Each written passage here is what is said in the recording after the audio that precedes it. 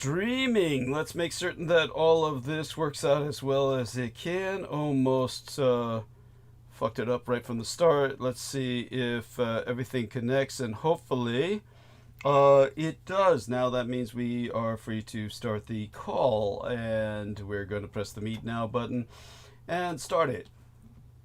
And for everyone, a forewarning, this is a foreshortened episode. I have a very early appointment with a dentist on the morrow. You'll hear me repeat that over the next few hours. And in the interim, we'll see who I get to repeat it with. Aristides, my dear man. Okay, so Hello. how are you? Let's see if you're registering on the online broadcast. Okay. Yeah, Am I registering? you're registering. Great. You are. You are. Okay. So are you ready for the blurb, or you want to wait a few Yeah. minutes? Okay. Good. Good. Let's. Yeah. Best sooner the better. Sounds good. Okay. And because as soon as you get here, Yeah. you should hit the thumbs up upvote underneath the program window right away. This is important because it affects the algorithm that affects how visible and searchable and suggestible that Douglas is. That affects his ability to gain an audience and to make money doing this, because this is his official job. And this is important because there are downvotes placed. You can't see them, they're hidden. It's typical these days. Downvotes placed by, I don't know, a bunch of losers, and possibly in automated ways with bots and stuff, and that may be corrected later. But in the meantime, it shoves him down the algorithm, and it makes it harder for him. So please hit that, and then slide over. Make sure you are subscribed, even if you have before. It may have come undone even if you have before. So just always check that, and then the notification bell is on. That is how I got to the window. I clicked on the little pop-up that came up because I have that on. So please do all those things. You need an account to do these things. Should not be hard to make one if you don't have one. I assume most people probably have a Gmail. I think that qualifies, or anything Google, Gmail, or whatever. Just go to log in, and it'll tell you what to do. Either you have one that works, or you have to make one. So, but you have to be logged in.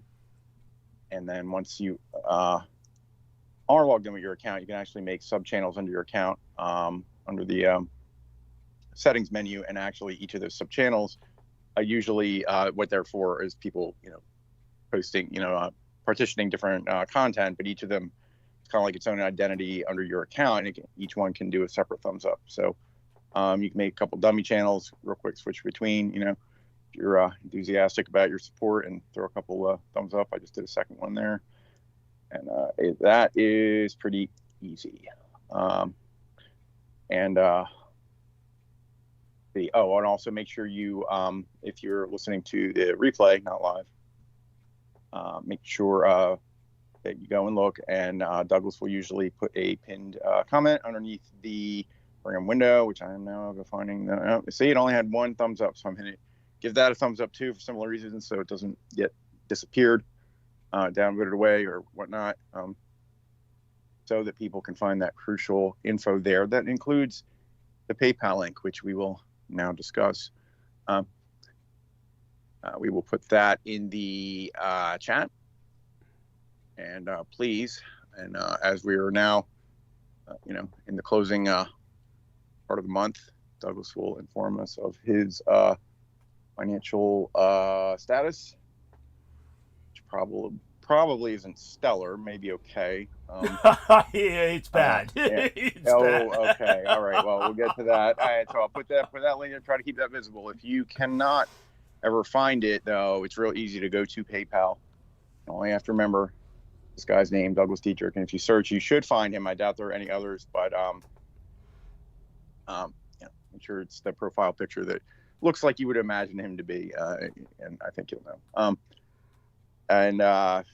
So anything, everything that you can afford to send there without shorting yourself or family right now, you can forego a couple of discretionary expenditures, and send Douglas 20, 50, even $100.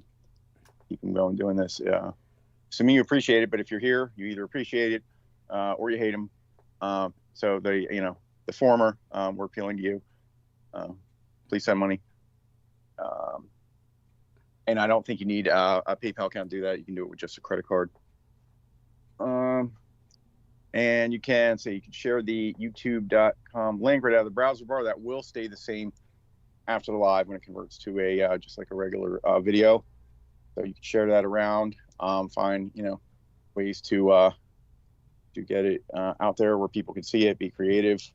You could also do that with his just the main account, not just with this program, just his main YouTube account. If you want people to come and find the whole set of stuff, people have little sticker machines. You can cheap thermal printers. You can create a little QR code and something catchy, or you can post it in a chat. Anything. Message it to your friends.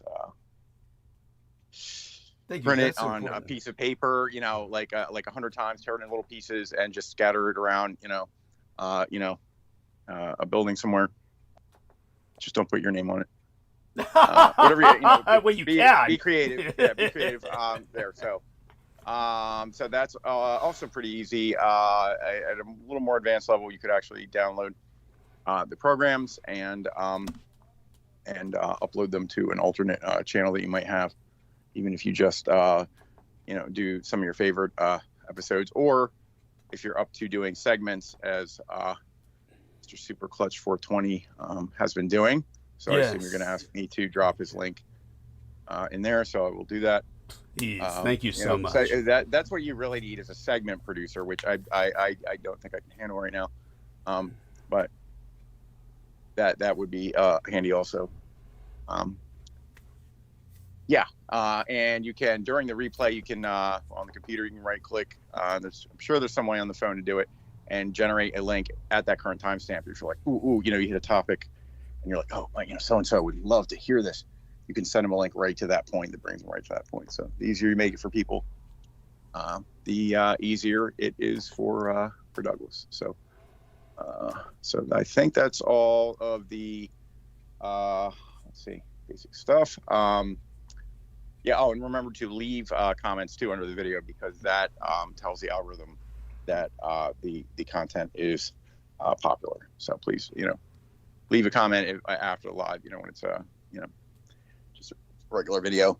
Tell us what you think, or what, or that you love his laugh, or that anything. Just leave a comment, as long as it's not overtly negative. You can be a little cheeky. That's fine. But that was. I think that's it. No, that's beautiful. It's wonderful. I'm happy to report that a wonderful young lady. Kisses to her right now. She has not asked or requested to be anonymous or to be kept anonymous, so I will credit her openly. Dragana Dimovka. Dragana Dimovka has sent 100 United States dollars. She sends it with the following note: "Keep up the great work, Douglas. I love what you do.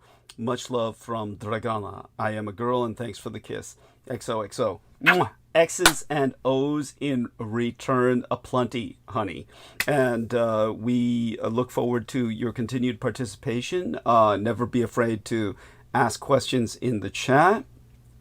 I'm going to see if I can find an email on the account so I can send her the essay that I'm writing currently. So don't be afraid to provide me with a email. As a matter of fact, that's one thing you can tell our listeners as well, Aristides, is you can give them my email and also put it in the chat, because they're welcome to send me emails, and that way I have a return address to send them copies of my essays that I share with Team Dietary. If I, okay. Good example would be, Dragana would certainly rate that. Yeah. Yeah, I will put that in the chat. Yes, thank you so much. And it is, have we said it? Douglas Dwayne Dietrich at gmail.com. Right. However, the middle name is exotically spelled. It's very few Dwayne spell their name that way. So it's Douglas with one S, and Dwayne. You could spell that, right? Let's see if you can recollect the spelling. Just. I'm looking at the email address, so Yeah. Duane. So why? How do people usually spell it with a W? It's weird. I don't know. Dwayne's a weird name. Most people spell it with a W. I think a Wayne. It's spelled like several different ways. Our dear friend Aristides felt that you probably wouldn't find that many Douglas Dietrichs either, but the reality is there are hundreds of Douglas Dietrichs. It's very bizarre. Douglas Dietrich is a very common name. However, I doubt many of them will turn up on a search. You're going to get me and myself, and you're going to get the head of the CEO of some kind of strategic metals corporation. That's there is a doctor by the name Douglas Dietrich who, like, it's fairly common. Unbelievably, you wouldn't believe how common, but he contracted hepatitis from his. It's basically when people get really bad and their hepatitis becomes like probably lethal and ultimately is going to kill them, they get very spasmodic and twitchy and violent and hysterical, which is understandable because they're coming to terms with their mortality. And most of them are young too, and a lot of these people get it from needles. So they're getting it either from drug use, or they're getting it from, needlers, which are basically tattoo artists. They call themselves tattoo artists. And I'm very, how would I say it? I tend towards the negative on tattoos. Listen, everybody, let's cut down on the ink, okay? Look, my dad had tattoos on both arms that were so thick as a sailor that they, you'd think he was wearing sleeves when he was wearing a short sleeve t-shirt. And that's okay. He was a sailor, and it was, it was what it was. But aside from servicemen and criminals, as he used to say, he really didn't see why anyone else would get inked. And I kind of take the same attitude. It's bizarrely enough, in the old days, they wouldn't even allow you in the military if you had tattoos. It was supposed to be a reason to not take you into the service because it was affiliated with a criminal background. Obviously, all that's gone to shit, and they can't. They're desperate for bodies, and they're gonna take people.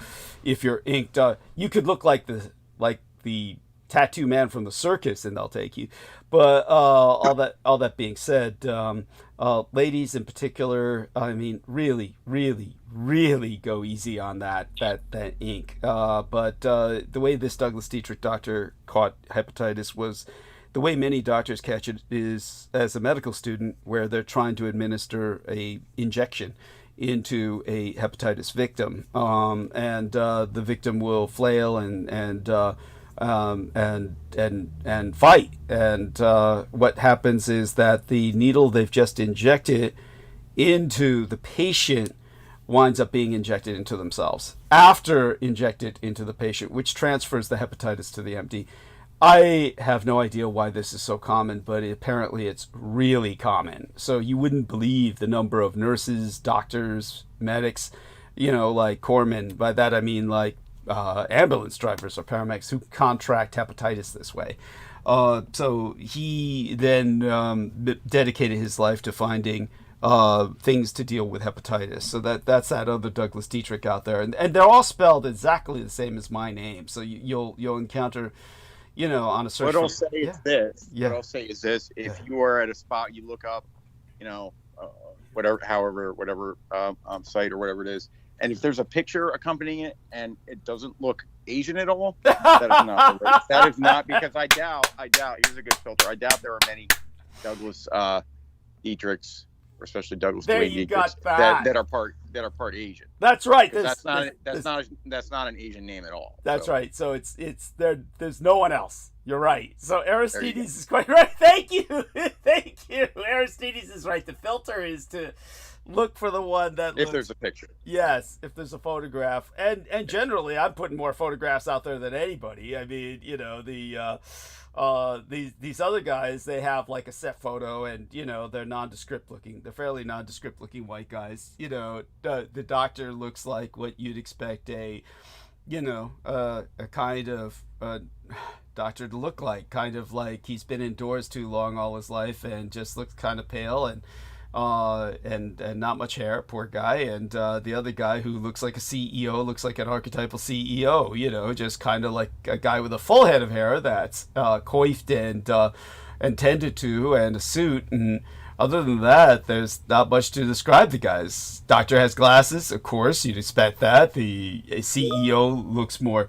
Yeah, anyhow. So Aristides reacted to your message. Okay, so thank you. I do want to encourage everyone, especially Aaron Tice, Aristides, and George Knight, to please recover your personal messages or check into them more often. And it's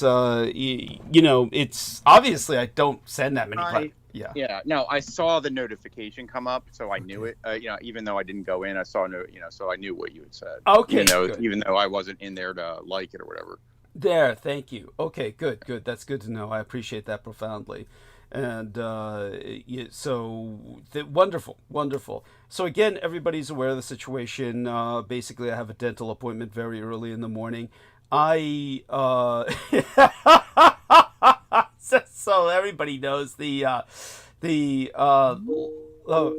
Tice is calling us. Aaron, you're on the call. Just jump on bandwidth.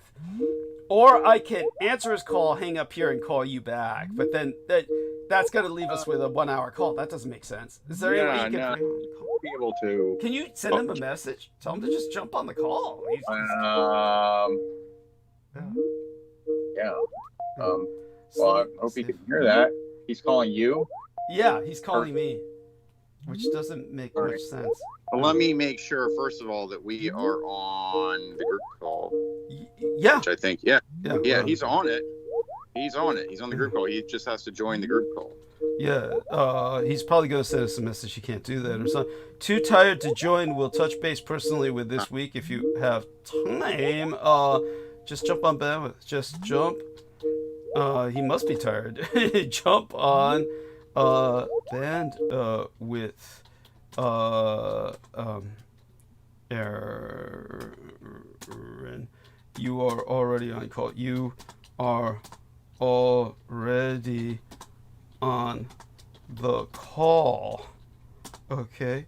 And so that's he just hopefully he sees that and jumps on for a few minutes, or maybe even has joined us at this moment. Let's take a look and find out. No, it's still Aristides and myself. So we just got a contradictory message. Maybe he butt dialed us.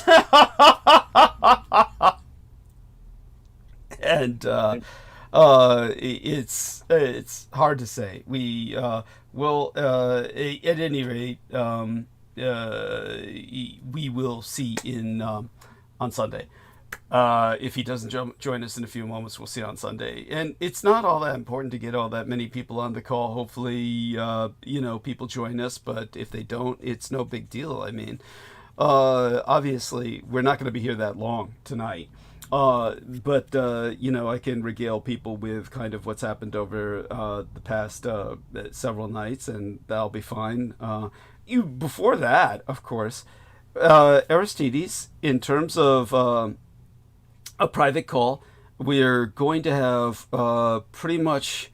Let's take a look at the calendar. Matter of fact, we're going to because I want to have a private call with Team Dietrich over a lot of things that have been going on. Nothing negative. Oh, Dragana is out there with us. She says, hello, Douglas and everyone here. Love to hang out with you guys. Last show was spectacular. Can't wait to see what tonight brings. Hugs to all. Love you, Dragana. Many kisses, many hugs. You're a... Oh, they're so kind. I mean, our content was low last time. At least mine was. Yeah. We were like pretty low brow as far as I'm. I agree. I agree. Well, Dragana was I listening. appreciate it. Yeah, and she's very gracious. I was about to say something to that effect, but Brendan expressed it for me. Yes, Dragana, you're an angel. Yeah, we were just bantering last episode. Yeah, dear Brendan, give us a little bit of an update on your own current situation and Oh. status report. Oh yeah, you'll love this.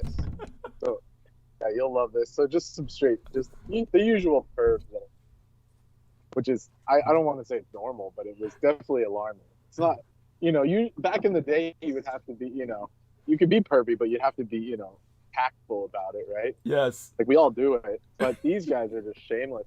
So I go into this where the girls are playing volleyball, Yeah. and there's a bunch of dudes. Like But boys, by the like, way, explain to our listeners your profession yeah. first, so they have context for why I you're just in. work at a school. I work at a high school. So, anyways, I work at many schools, but this is the one I'm currently stuck at. But anyways, so I go into the gym to to check if everything's cleaned up or ready, ready for the next. And there's a bunch of dudes sulking in the dark, like in front of there's like an atrium, like an entranceway to the gym. Yes. And the girls are all in there playing volleyball, and there's the coach, these grown ass dudes with the teenage boys, and they're all sulking in the dark. And I'm like what's going on? What are you guys doing in here? Oh, we're just waiting around. And it's like, no, that you're definitely not just waiting around. I know what you're doing. Just staring through, trying to get a glimpse through the windows and the doors. And it's like, dude, you guys are just pathetic, really. Like no tact, no smoothness. What happened to those days? No, now it's just like they're like sulking, and then even the dudes like sulking, and the older guy, this older, he looks like oh man, I don't even know how to put it, but he looks like a criminal. He's like bald with a bunch of tats and a wife beater, and he's like in the corner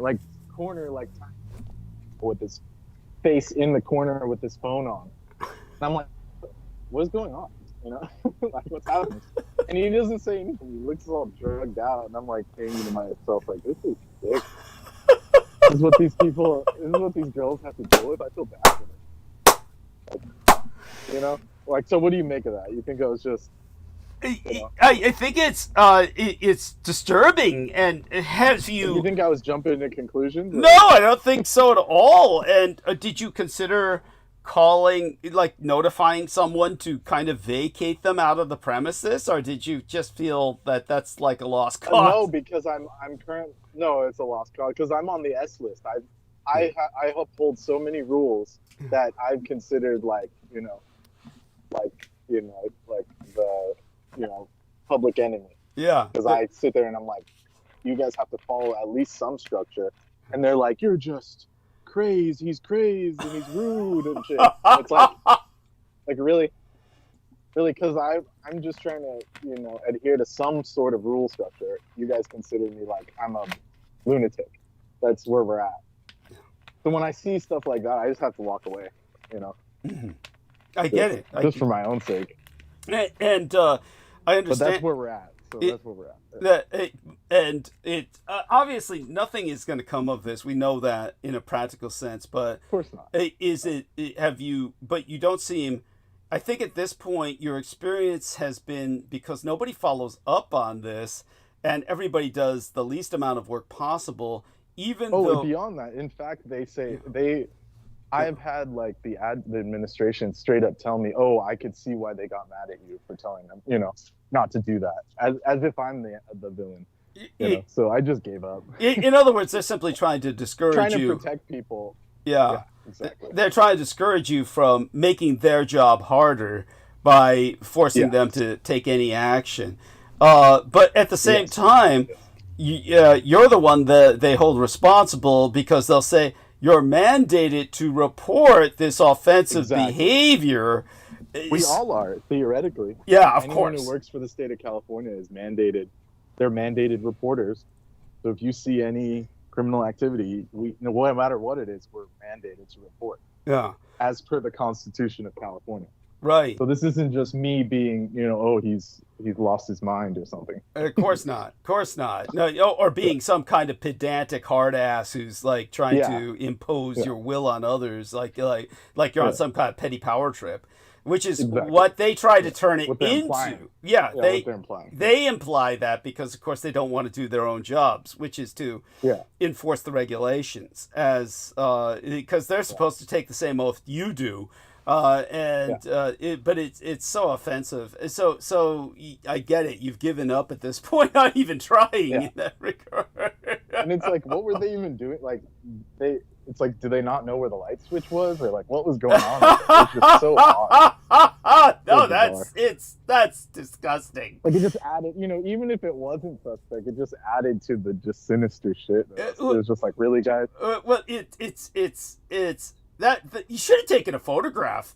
You should have taken a photo. Well, they're on camera. They're on camera, walking in and out of there in the dark. So it's like, the outside, all the hallways have cameras. No, I mean, I would have appreciated a cell phone screenshot just for morbid entertainment's sake. It would have been a meme-worthy. Yeah. Upload it. An out-of-context photo of it. It would be like, what is going on? What is fucking happening here? Yeah. Oh, just upload that into the text box. That'd be funny as fucking hell. We could call them. They're like Nemo, but they're not. They have much more guts than Nemo in the sense that they go that far in their voyeurism. Well, yeah, and these people, not to defend anyone, but these people are, But I don't know how to put it without incriminating myself. But these people are older than children. Let's just put it and it's like they certainly do not belong in that environment, and it's like. Or I'm saying even the theoretical victims are older. Yeah. Okay, that too. Unlike Nemo watching Boku no Pico or whatever the hell he's watching, which they were not old. True. Let's put it that way. True. Yes, the children. Yeah, the children. Yeah. Nemo's watching children. As opposed to Yeah, good point. The more I don't know how to say it without sounding like a total weirdo, but the more consenting bracket. Yeah. Because everyone knows these people aren't. No one's innocent these days. So they don't give a fuck. They don't even care. They're open about it. Which we were too when I was younger. It didn't matter really. Yeah, but so as far as you understand, the girls are obviously aware of this, and they no, I don't think they knew. I don't think they saw. Oh, that's probably for the best. And it's just like, geez. Because imagine, having that. It's just you don't want to know about that. Yeah. So that's what happens. Oh, that's delightful. Oh my god. Yeah. And it's I'm sorry. That was. It's not delightful. It's not delightful. Jeez. Well, you sound like you're in good spirits for only being on temporarily. So. Yeah. Well, the fact that it's a foreshortened episode tonight makes it much easier to be giddy about it. So there's my email, Dragana. Do just send an email saying hi, so I can send you the essay when I'm done with it. Be patient, because the essay will probably take to the end of the month to finish, but should be done with it sooner than later. I spend every moment that I can working on it, spare moment, that is.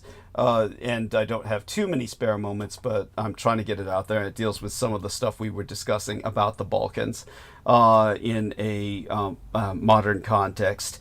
So I might as well get it out there while it's topical. So that having been ascertained, dear Brendan, with just this is just the latest, of course, on updated. But other than that, what about the rest of, shall we say, the world around us? You've sent me a lot of notifications or links. I haven't had a chance to look at all of them, but some of them were profoundly funny, or at least topic worthy. Haven't had a chance to look at the latest. What comes to your mind as to current events that we, could just bounce around a bit while, before I go into relating my I have no clue. Which ones did I send? I would have to go back. I'll have to go back and look over them as well. Yeah, but you and there's so much Yeah. goofy stuff going on, but there's like more important things than that. Oh yes. What about this black moon they say is coming up? I presume you're aware of this. They say, oh, there's a black moon. I mean, that happens every month. I don't know why they always have us. It's just for clicks. That's just a new moon every month has one. But you know how these people are. They have to schmooze people or whatever, scam people into clicking. Clickbait. It's like just clickbait. Mysterious black moon in the darkness. The dark moon. Oh my goodness! And other than that, but it does have its merit, obviously. But it's just that's it. Yeah. There's more to the story, but they just want it as a clickbait. Okay. Yeah. So Aaron tried to dial into the phone call or the Microsoft Teams call, which if Aaron is still listening, he's probably asleep by now. Just to remind you, Aaron, I cannot answer people who call in because that shuts down. Are you sure it's even him? Are you sure it's even him? It didn't sound like him. It's your point's well taken. I mean, they screw around with our communication so much that it's hard to tell. But Aaron had sent me a link on the cell phone to a video episode, which he said, "Oh, this is proof that the book was selling well." It was one of my past episodes where Peter Moon was saying how well the book was selling. And so he found that. And so I said... Well, we knew that. I mean, I appreciate that, but we knew that. He was saying, yeah, well, true enough. Ordered for a case. Oh, it's well, I'm sure that's what he found. Yeah. He was saying, I found a case, or I got to order a case for this bookstore that just sold out. Might have been something else that Peter said as well. Whatever he can find, we want it put on record just for the sake of having it on record. I don't have any money. Well, it's a miracle it sold at all with the way he was freaking advertising or lack of advertising. It's there's other points that Aaron had brought up about that as well, and as you of course were well aware, you were following it long enough where you knew the ins and outs of Peter making these comments. But Aaron pointed out that Peter was saying stupid things like, "Oh, I sent so many copies to David Hatcher Childress of whatever books, and they never reached him. They were sent back and all that stuff." And Aaron, of course, drew the conclusion that he never sent them at all. He's just lying through his teeth. And so, yeah, it's true. But also, if I was David Hatcher's and I saw Pete's name, I'd send it back too. Yeah, there you go. That's yeah. Rejected. Put it back in the pile. Just anything. Anything from him at all. When it comes to the situation, not that he was like a bastion of anything. Yeah. But it's bad when that guy doesn't want his book. Yeah, it's. But I appreciate what dude was saying. Yeah. I guess we'll. No comment on David Hatcher Childress. All I can say is obviously he's never done anything for me. So he just is what he is. I have high on it. Let's not go there. Yeah. Oh, you encountered him or something like that? Or no, had some experience? No. Oh, but I'm saying like his whole, Shtick. It was him and that whole group that did the whole Ancient Aliens fiasco, and now you can't go anywhere without people talking about aliens and pyramids and shit. To his credit, David Hatcher Childress was never really an Ancient Aliens guy. Are you sure you're not conflating him with I'm sure he toyed with it. He toyed with it. No, he was on the show. Oh, he was on the show? Oh, okay. He would be a guest. Yeah, he would be like a guest star. Was he regular? Just to yeah, he was regular. He would just come out and comment they would just take a clip of him. They probably did like a 2-hour interview and then just clipped. Every time they made a show, they just clipped him in there.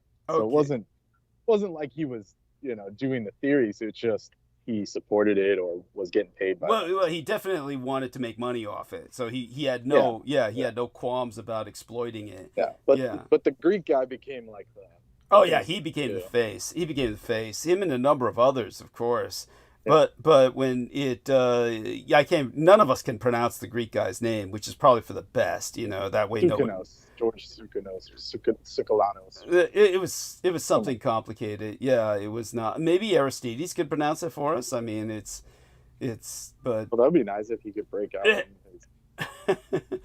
mute. Well, he's on mute right now, but it's Break probably. out some of that I'll look for him in a minute. I'm doing something. Yeah, no worries, no worries. Thank you, Aristides. Appreciate that.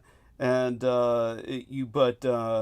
again, I'll try and talk. So what I sent you, Uh-huh. do you want me to just cover that? Or Sure, sure. Yeah, by all means. Well, if you're in the flow, you might as well go. I'm not in any particular flow. I'm just here to let people know it's a foreshortened episode, and mostly this episode's dedicated to Dragana and her help with 100 United States dollars, which is sorely needed. Oh, wow. And again, this wonderful young lady has contributed. Dragana Dimovska. That's quite the name. I'm going to have to repeat that several times just to learn how to pronounce it. And thank you so much, Madame Dimovska. And consider yourself one of my marquee benefactresses in that sense. Along with, of course, the wonderful Brooke Hagberg in Canada. All of these ladies, without their help, we wouldn't be here at all. But before I get back to like misadventures I've had over the past few days, by all means, tell us what you're finding on that you've sent me in terms of links. Oh, some of it was just trolling you. I saw the video. There's like a video of the Salem witch, the town of Salem. Yeah. And there was some witch giving a tour. She was like, "Come visit my town. It's a beautiful tourist town." And it was just like a bunch of like satanic coffee shops and shit. It was like, come drink Baphomet's titty milk. It was just so ridiculous. Just for shtick, just to make it like, a place to go. Yeah. What would I say? Marketing, just for marketing purposes. But the chick is just like a pretty well built, like well built. Jesus, let me take a look at that. Blonde witch lady, and I was like, you could probably get adopted over there. Just go live there for a couple weeks. Fuck, maybe just say I'm a transplanted vampire. Yeah. You'll get plenty of these chicks. The only downside is they're all Satanists. Nothing you can't handle. One second, let me answer this person. Sure. They're just giving me redundant orders when I've already done what they're asking. Sure, understood. At any rate, let's take a look at some of these links that he sent. In the meantime, I can regale people with how out of it I was the last episode, and it's a miracle we did 8 hours. I didn't expect to last 8 minutes. And as for yesterday, had the monthly allergy shot. Was it yesterday? It was Tuesday. Yes, it was yesterday. It was when you get it once a month. We're at the plateau now, where, for those of you who don't know, a blood test was taken after all of these years. With the modern genetic testing, they can really isolate what your body is allergic to. And in my case, let me take a look at my Google Calendar where I've got the shot ingredients listed. It's mountain cedar, lamb's quarter, western ragweed, and those are all minor botanicals. The other thing that I've been found to be allergic to is dust mites. And because I live in a crypt, and it is an ancient building from before the days of the Barbary Gold Rush, or built around that time, as a matter of fact. As a matter of fact, it's a direct result of the Barbary Gold Rush. The San Francisco Gold Rush, California Gold Rush. The correct name is actually Barbary. This was the Embarcadero back in the day, and the Port of Call. But the Gold Rush put San Francisco, of course, on the map. For those of you who don't know, the history of San Francisco is such that for the longest period of time, we were the gateway to the Orient, and the development that happened due to our access to the Pacific made us the coast. If you take a look at a map of California, San Francisco is normally identified as Northern California for the sake of convenience. Mainly, this is to disambiguate us from Los Angeles in the south. But the reality is, geographically, San Francisco on the coastline is directly in the center of California. So, in other words, California has this kind of bent to it, and that's probably appropriate. It's a bent state, and we're directly in the middle of the bent, that projection out into the middle of the Pacific Ocean. So we're in the direct center of the coastline of California, and for the longest period of time, our city was far larger than Los Angeles. Los Angeles only exploded into expansion after the development of Hollywood. So Hollywood is not that old. Hollywood is literally, you're talking about the early 20th century. It was something that was radically expanded exponentially by the cinematic industry that developed the economy of Los Angeles, and as a result, Los Angeles became one of the largest cities in the world, both geographically and economically. But it really didn't start expanding despite the cinematic industry till World War II. So it was just right after World War I and through World War II, Los Angeles began to get larger than San Francisco in terms of it probably was more sprawled. Because San Francisco is on a peninsula, there's no room to expand in that sense that Los Angeles had. So Los Angeles became more of a sprawl site, but it was all sparsely populated. But World War II and the cinematic industry really made it explode, and that was something that made it population-wise as well as geographically larger than San Francisco. Until that period of time, it was our access to the Pacific, our being the gateway to Asia. Then, of course, originally the gold rush that caused San Francisco to be quite large. By the way, just got a notification for tomorrow's weather, which is important. Sunny, 75 degrees. So, okay, that'll be advantageous to me while going to see the dentist early in the morning to work on that right fang of mine, that right canine. Because, yes, vampires get tooth decay. And I get it for reasons I've already explained in the past. The blood boys, which are my source of sustenance, they don't skimp on the sweets as much as I try to... MEMqədy dumb. Yeah. Tell us about that. Did you see that German documentary I sent? Oh, And that was a question, by the way. Oh, yeah. No, I appreciate that. And MEMqədy. Yeah. I don't believe I saw it. So tell us about it. I might have, but the question is, does sugar make us dumb? And they were like, oh, that's right. Scientific evidence if it lowers your IQ or not, and unfortunately it does. Oh, I've no doubt. And tell us then how. Well, what about this? Yeah, it does everything else, which is not good either. yeah, I'm sure. I mean, yes, sugar is just bad. In general.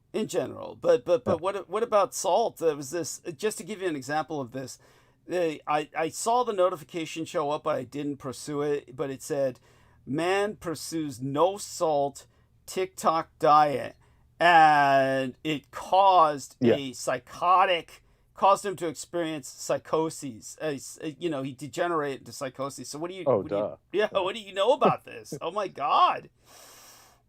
Well, I mean, salt is a necessary nutrient. I think I don't know, he missed that part of health class.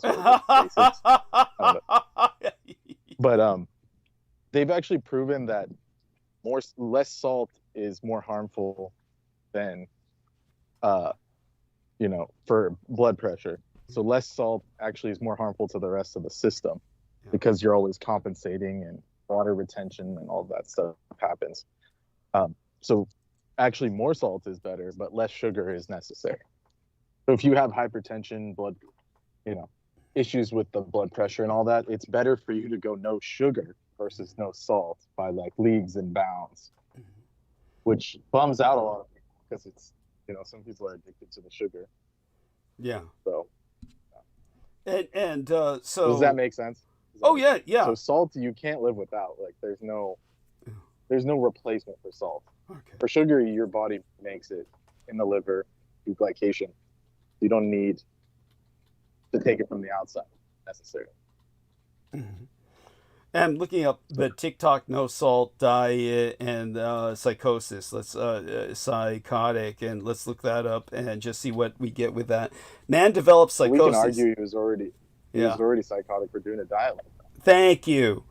You make that argument. Yeah, that's so here we are, and just gonna do a screen share, and but with the sugar.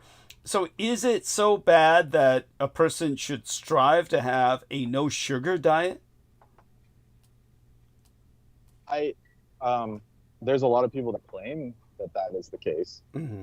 or that's advantageous, but I don't suggest that. Mm-hmm. Like if you go as per the Vedic system, it's like just about balance. Okay. Or, even the traditional Chinese system is you want to balance all 5 tastes. So you can't have too much sugar, but you have to have some, because you'll have, all 5 tastes have to be balanced for you to get all your nutrients, to have all the energetics to support your body. So you can't go too far to either direction. You can't omit one. Obviously, we have a case in point with this guy. Okay. So the 5 tastes: salty, sweet, heat. You can either go taste buds or you can go qualities. Got it. Cooling, heat, spice. Yeah. So here it says man develops psychoses following ChatGPT salt-free diet. Doctors say the patient swapped out sodium chloride for sodium bromide. I don't even understand the difference between those two chemicals. Oh, well, that explains a lot. Yeah. Bromine. What shuts down the synapses. I mean, it's. Whoa. Yeah. Oh. Bromine was like one of those hardcore, like antipsychotic kind of minerals. Okay. Where it just shuts off your synapses. So obviously this guy wasn't well informed, or he was just insane. Yes, thank you. So he's in his 60s. It's with no some prior. Some people have swapped out sodium or potassium chloride. Yeah. So that way your body could still use potassium, but bromine is not a good thing to ingest. It's one of the heavy metals. Yeah, not necessarily recommended. Yeah. Okay. Thank you. No, thank you. So he was trying to eliminate salt entirely, which is obviously, like you said, is a psychotic thing to do in the first place. Yeah. And of course, well, I think some of the doctors can. I don't want to hold them responsible, but they kind of have a little bit to play in part. Yeah, because they keep telling everybody, stop salt. Eliminate, especially when they're old, like when they're really old and the hypertension is like already hard in your arteries. Yeah. That's all they tell them is like, stop eating salt, stop eating it's salt. So true. It kills them. Like it kills them. They're trying to kill them sooner. Yeah. That's fine, but it's just, don't pretend you're in medicine. Then. Yeah, thank you. What happened to the Hippocratic Oath? Yes, thank you. Yes. No, I do no harm. Yeah, believe me, I appreciate what you're saying, and this is an excellent example of that. He was basically just following his doctor's orders, and look what it fucking did. Well, they drill it into people, like they did to my grandpa, which it turns out, if you don't have enough salt, it accelerates kidney disease. So it's like, it's this like, what's it called? It creates the inverse. Yeah.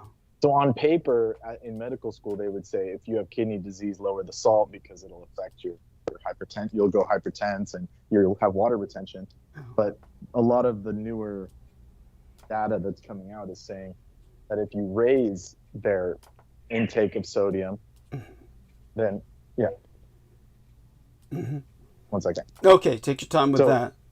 Yeah. So anyways. Yeah. So if they raise the sodium level, then it actually helps the kidneys, reduce pressure on the nephrotic tissue, which is the kidney tissue. Yeah. Is that making sense? Absolutely. No, absolutely. And believe me, all this is quite important. And while the AI can help with that, you shouldn't just take your medical advice from the aggregate that you see. You know? Thank Like, you. Thank you. and they also found. Did you see the one where it just lately? One of the doctors was testing out the new systems, just to see what kind of stuff would come out of the AI diagnoses Oh, and stuff. tell us about that. It just invented. I mean, it just invented new terms, and like a whole part of the brain was like they claim it was a misspelling, but it just invented its own part of the brain. Wow. So That's so fucking it's funny. like you gotta like cross check, you know. Thank so you. it's not succeeded yet. People think, oh, just because it can do something doesn't mean it's finished or perfected or something. Yes. Yeah. Yes. And it's that's incredible, and yet we should have expected this. But people have this faith in technology that is it's something out there.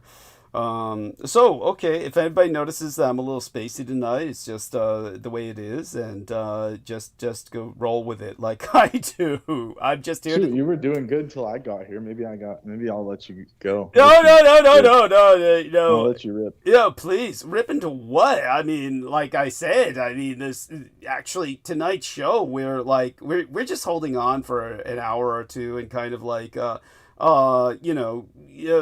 gonna wait in to see if maybe Holly or a few others join us. The usual suspects, so to speak, for about an hour or so. If we don't get anybody really within the next hour, I'm closing the show down very shortly after that, simply because of getting up so early tomorrow. The appointment's at 8 a.m. I've given people the reason why, and I had to take it because it's better to get the morning appointments than the afternoon ones, because the dental students who work on you, they get pretty tired by the afternoon. They may have had their lunch break and all that, but still, it's better to get the morning appointment than it is to get the afternoon ones. So this is something I've been trying to take care of for a while. I'm anxious to have it tended to, and all that's great. Had one fang worked on, one of my canines already, and getting this other one worked on now, which is the one that's actually visibly a dental carie. These develop because of the nature of my feeding, and it's rather ironic. It's even funny. I mean, it's like my dad's old drinking joke. My teeth got so bad I had to give up drinking. You apply that to a vampire and it becomes doubly ironic. But aside from all of that, I was, of course, here we are. We're joined by Holly. So how about a little bit of an update, status report on your own situation that you feel comfortable sharing, and whatever you want to get into about current events that you feel we should be paying attention to, dear Holly, by all means. Steady sailing on the personal side. Hi, everybody. And I did have one or two world things, but I didn't write them down. So depending on what you discussed tonight, which I know will be foreshortened, maybe they'll come back to me. Sure. I'm racking my brain right now. Oh, no worries. I mean, obviously there's been stuff going on with the Ukraine meetings. Tell us your own impression. It's circus, It's indescribable. That's that's not solid ground on which to launch anything from, but it's so I noticed that tell me if I'm wrong on this. My impression, Brendan, Aristides, Holly, my impression was that Vladimir Zelensky, he didn't really show up dressed in a suit again, and which is like they attacked him about that last time. And which is, by the way, certainly I have no qualms about his not showing up in a suit, but they made a big deal about it. So he still didn't show up in a suit this time, and they seemed far more amenable to him. So I guess that's no longer a big deal with them or whatever. But aside It from all, kind of was a suit. It was just all in black, so you couldn't really see the lapels. I see. Okay. And I think it was some big designer. Yeah, he showed up in a suit, and Okay. they commented. They said, "You look great," and then the sycophant that was with him, the reporter was like, "Oh yeah, it looks great, and I'm glad you wore one." You know, he was trying to compliment him, and dude, because he's a comedian, he said, "Look, I have a new suit. You're in the same suit you wore last time." And laughed in his face. I like it. So I'm sure I they mean, like the that. guy Sure just they like crawled out of a combat zone, for God's sake. Yes. That was a disgusting display on their part. Yes. Of all the things to criticize him for. Yeah.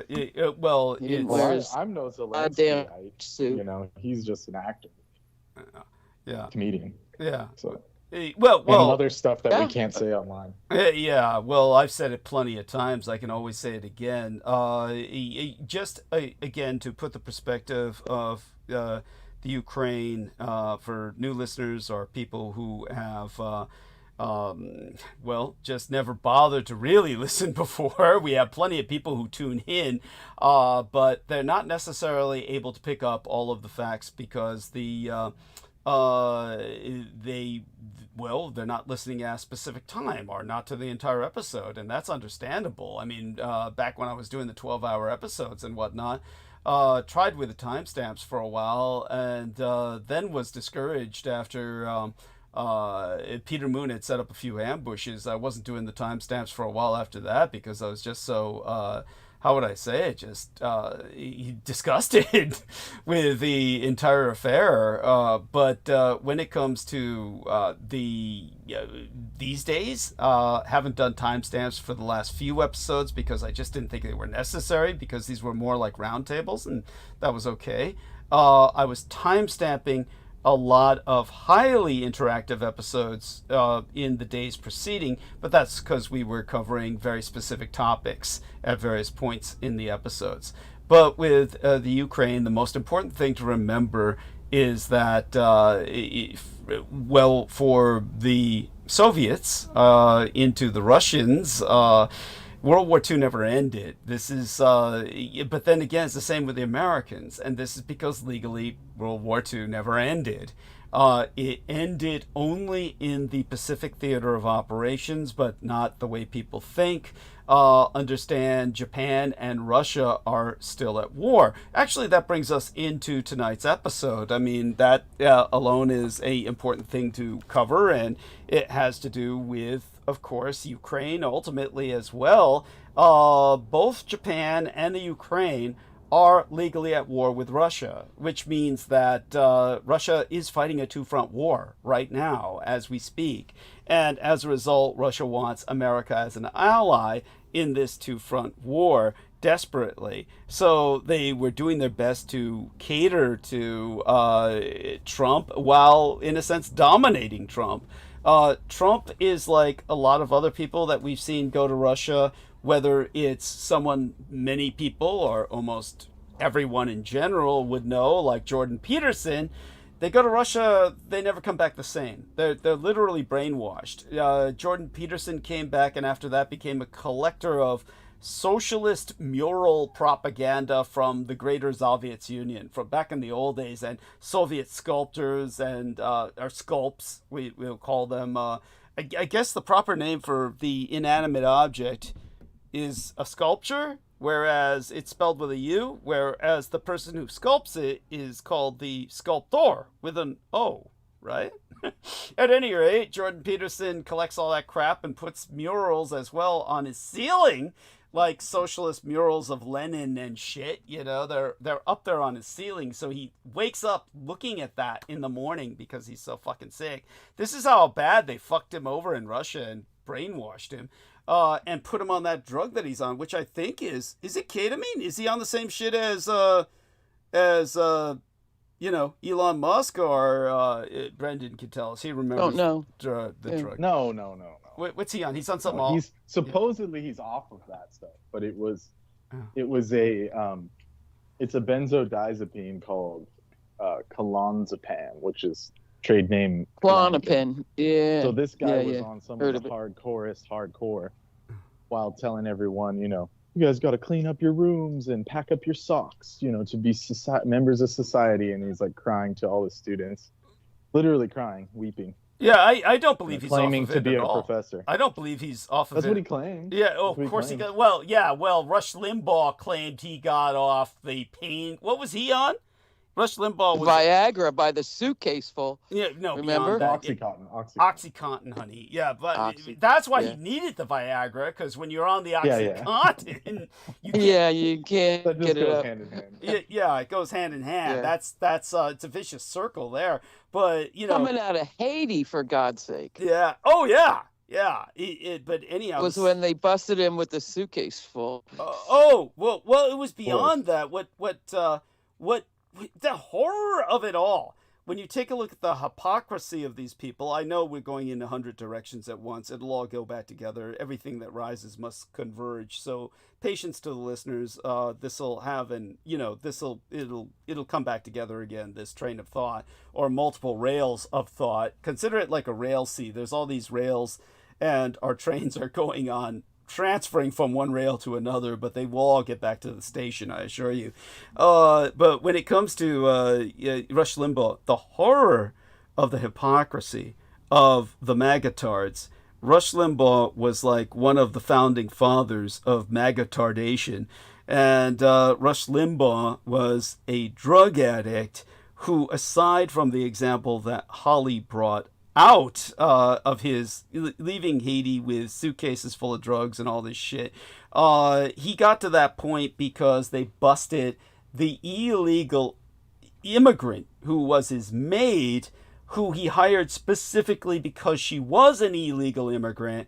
So he would have her in a barrel, just have her in a can, and just say, I'll turn you in unless you get me Oxycontin. The way they did this was her husband, who was a day laborer, somehow fell off a ladder or broke his spine doing hard ass work in the field, winds up semi-paralyzed and is given a prescription to Oxycontin, which she would fill in religiously and give to Rush Limbaugh, under the threat of being turned into ICE for deportation of herself and her husband. This is the kind of piece of shit that we're talking about. Well, he's the most moralizing, judgmental, lecturing piece of shit in the world. He's a drug addict, blackmailing illegal immigrants. And this was how, when they uncovered it, the scandal should have destroyed him, but Trump gives him the Presidential Medal of Honor. This is where we're at. And Jordan Peterson's the same way. And of course, Rush Limbaugh never got off of these drugs. He just said he did. And then gets caught with a suitcase full of them leaving Haiti. So this is like Jordan Peterson's the same way. Yeah, but you can tell he's on them because he's constantly crying, because that's a symptom of the Klonopin. And so when... but he was claiming he went to get clean in one of those programs in Russia. It was like their version of Betty Ford clinic. Oh my God! That's Why there? Why there? Because it's the only one. Because these are so hardcore that if you were to cold turkey, you would go into convulsions for months and die painfully. That's why. It's worse than coming off of alcohol. But no, I get that. But why not go to some rehab place in America? Why Russia? I don't know. He never explained that. He just said it was a world-class place.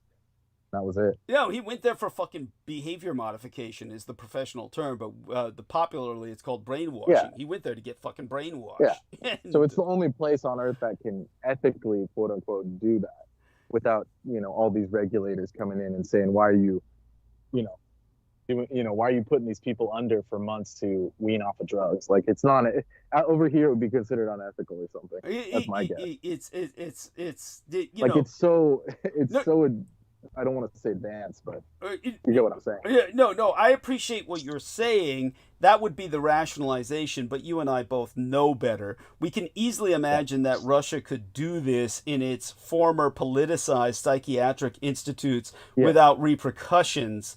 But the reality is they're just brainwashing these people. They take them in, and this is what happened to your friend. Your friend was never the same. The black guy named Alexander King. What was his name again? Alexander. What's his the black guy's name? We'll just say G. Alex G. Yeah, Alex G, who was on my show. Oh, Griffin. He came in on the chat. Yeah. Well, he gave me his books. So Alexander Griffin, I that's think. right. Yeah. So it's not like it's not like he didn't give away his name. So it's Alexander Griffith or Right. Griffin, and but here's this black guy. He goes to Russia and he never came back the same. He comes on my show and for no reason. As a matter of fact, he's the person who introduced Brendan to me. And but then he comes on my show and explodes. It was like something definitely happened to him over there. And it was, as Brendan said, it's not like they treated the guy right, but when he came back, he was never the same. To the point where, believe me, it's impacted his entire life. So, believe me, black, white, nobody should go to Russia. And obviously, one of the people who did was Donald Trump. And all of these people who go to Russia, they never come back the same. Now, granted, yes, I've been to Russia. Totally different situation. I wasn't. Yeah, wait a second. Yeah. That's well, you know that I'm not impacted because I've always spoken I've always detracted the Putinist government as opposed to these other people. Obviously, I've not been impacted, but maybe you're controlled op.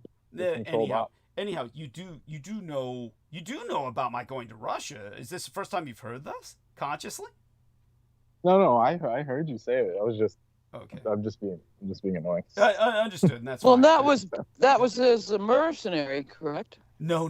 That was sent there by Michael. No, this was Aquino. a Q. This was a Q event. Yeah, this was a Q job. Yeah, what happened was Michael Aquino and the entire military industrial, or I should say, military intelligence occult industrial complex, just to name a few components of it that were the most involved with this. The Department of Defense, the Defense Intelligence Agency, the CIA, the NSA, but mostly at that time it was the Defense Intelligence Agency that Aquino was involved with theoretically. He was already probably making moves to laterally transfer to the NSA as the heat was turning up on him at the Presidio. But they were contacting the satanic underground in Russia, which is what I'm writing the essay about. And for those of you who don't know, the horror story is such that there's a component to it that I'll talk about right now that I am not going to put in the essay simply because I don't want to expend the time on the subject. I'm not pulling a Peter Moon and saying, oh, it's so dark and distressing, I don't want to talk about this. Unfortunately, it demands a book. It literally is just such a topic that is so horrendously involved that it requires it requires like a book. It requires far more than that. It requires a panel of discussion. It requires ultimately international action. But we're in a world where it's going to take a world war to get things done. We are engaged in a world war of a sort, but I mean a fully mobilized, fully engaged, and acknowledged world war before anything gets done about this. But Brendan brought up the fact that the psychiatric institutes in Russia, which were formerly highly politicized and used to basically treat political dissidents. The definition of insanity in Russia, or rather the Greater Soviet Union, at the time the Soviet Union was extant as an empire, their definition of sanity was based on whether or not you were politically in line. It was whoever was out of political alignment was mentally ill. That was the definition. Now, after the collapse of the Soviet Union over the greater part of Eurasia, they simply began to use these for rehab of quote unquote Westerners to do things that couldn't be done in a Western setting, where, well, you'll be isolated, you'll be cared for, and yeah, you'll go home and you'll be like Jordan Peterson or Alexander Griffin or Donald Trump. You'll be out of your fucking mind and just brainwashed as a Russian asset for the rest of your life, with your actions beyond your control, a meat sock puppet to the Putinista line, which brings us back to the aspect of Russia that the MAGA-tards and the radicalized right wing. Here we are, Brendan. Yeah, I added the original article to the chat. Okay. So Good. if anyone doubts what we're saying. Thank you. And according to his account at the time, this was like 2020-ish, around that time. Yeah. When it was all, it all came crumbling. His life crumbled and he had to leave. But it was apparently so talk about chicken shit. So he didn't have to feel the withdrawals. Yeah. That was what his claim was. That's why he went. For some reason, they couldn't do that here. That's a line of shit. Of course they could do that here. If you got enough money, they could do that here. Well, it says here, Jordan Peterson seeks emergency drug detox in Russia. Yeah. Incredibly grueling. He was in a Moscow hospital. 4 weeks in the ICU. But with courageous and extremely competent doctors, he survived, according to his daughter, Michaela Peterson. Yeah. And Michaela, she even has a Russian name. How the fuck did that happen? I'm sure his wife is ex-KGB or something. She's like the... That's it. So she's also high up in academia. That makes sense. But anyways. That's where it comes from. Go on. Yeah. Who knows? I don't. So it says, his attempts to wean himself off the drug left him in unbearable discomfort. Yeah, no shit. So did, that's why you don't do drugs like that. Yeah. And it says he experienced withdrawal for the past 8 months and akathisia, a type of movement disorder described as incredible, endless restlessness bordering on panic. Again, that's why you don't abuse clonazepam. Why every doctor doesn't like giving it out, because it does that to you. Yeah.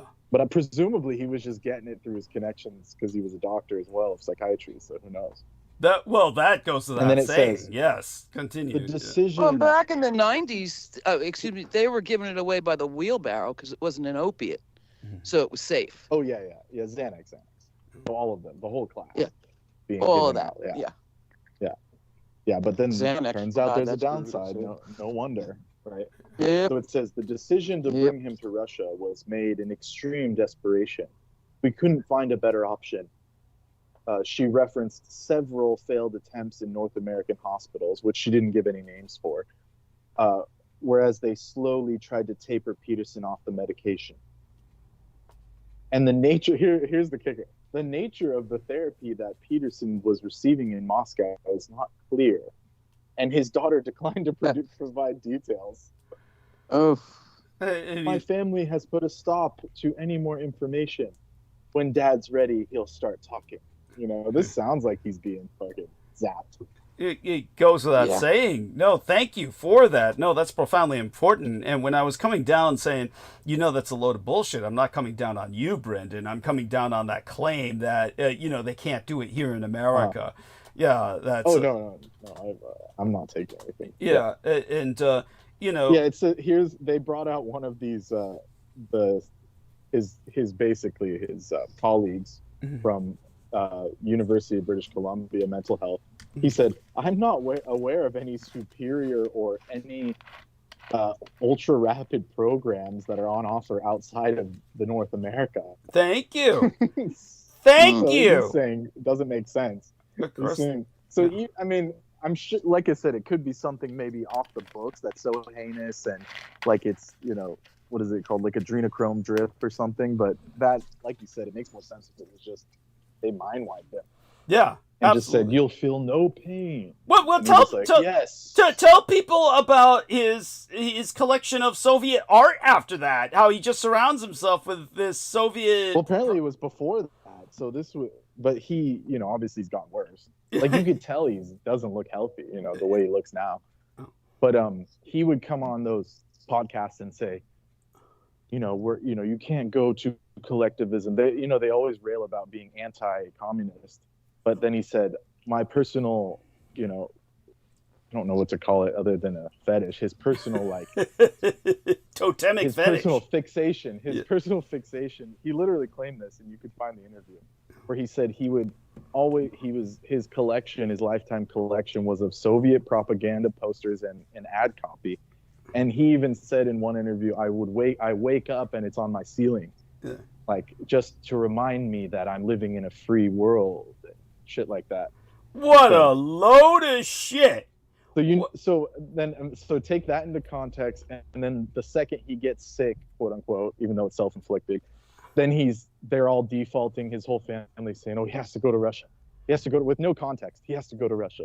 So maybe it was his decision, because he'd studied psychology so much, he was into, Russian sleep experiment and shit, and he wanted to go test it out for himself. Well, that's what I think. Obviously, he married a Russian chick who basically was a KGB asset. Who again, he's part of the whole Soviet assault, the mind war, their psyop against North America, against the West.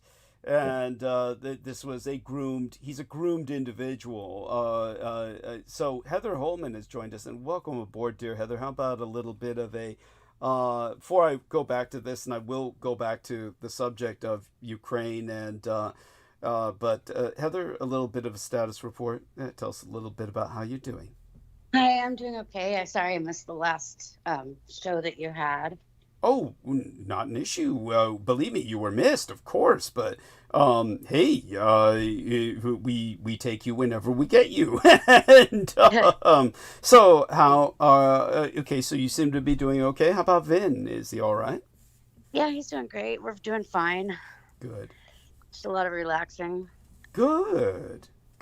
Always important. And was there anything we were talking about, or anything going on in the world that particularly gets your attention, or you feel should have ours? Oh, not yet. Okay. Not yet. That's wonderful. That means things that you're pretty copacetic. Yeah, I'm okay. Good. Well, I mean, yeah. Okay, so we'll go back to what we were talking about, but feel free to interject. Okay. Yeah, by all means. And yeah, so such being said, yeah. So Douglas, quickly, yeah. let me interject a quick personal story, kind of as a public service announcement. Of course. On a new wrinkle in crime. Oh, great. So I was rolling the Google News, and I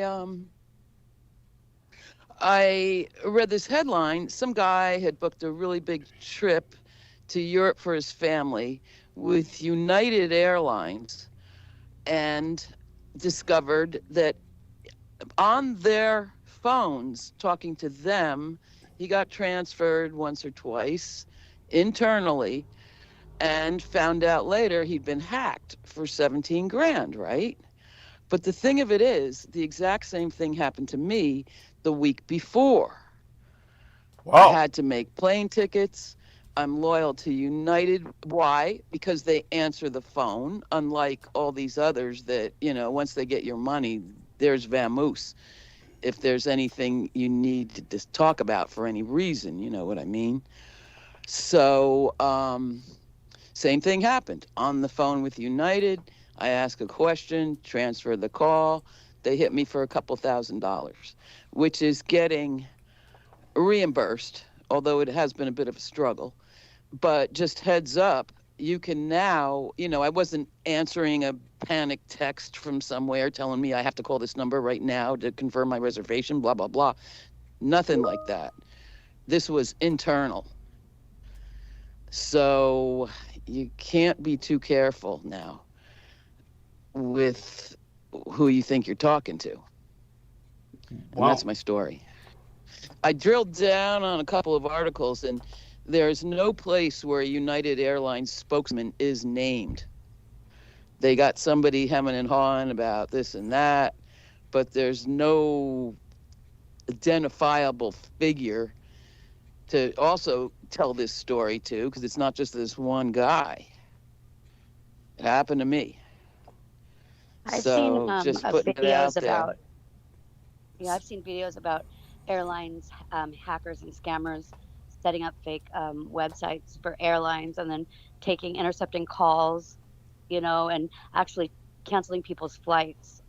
They had the power to do that, but they were just scammers. Yeah, I've seen that too. But like I say, I was very careful about it's to the point now where if I get a human, I even ask them, is this AI? But it was all seemingly totally legit. Same number I've always had for United, blah, blah, blah. So somehow they're getting in and doing mayhem, even when you are actually talking to the legitimate people, at least at first.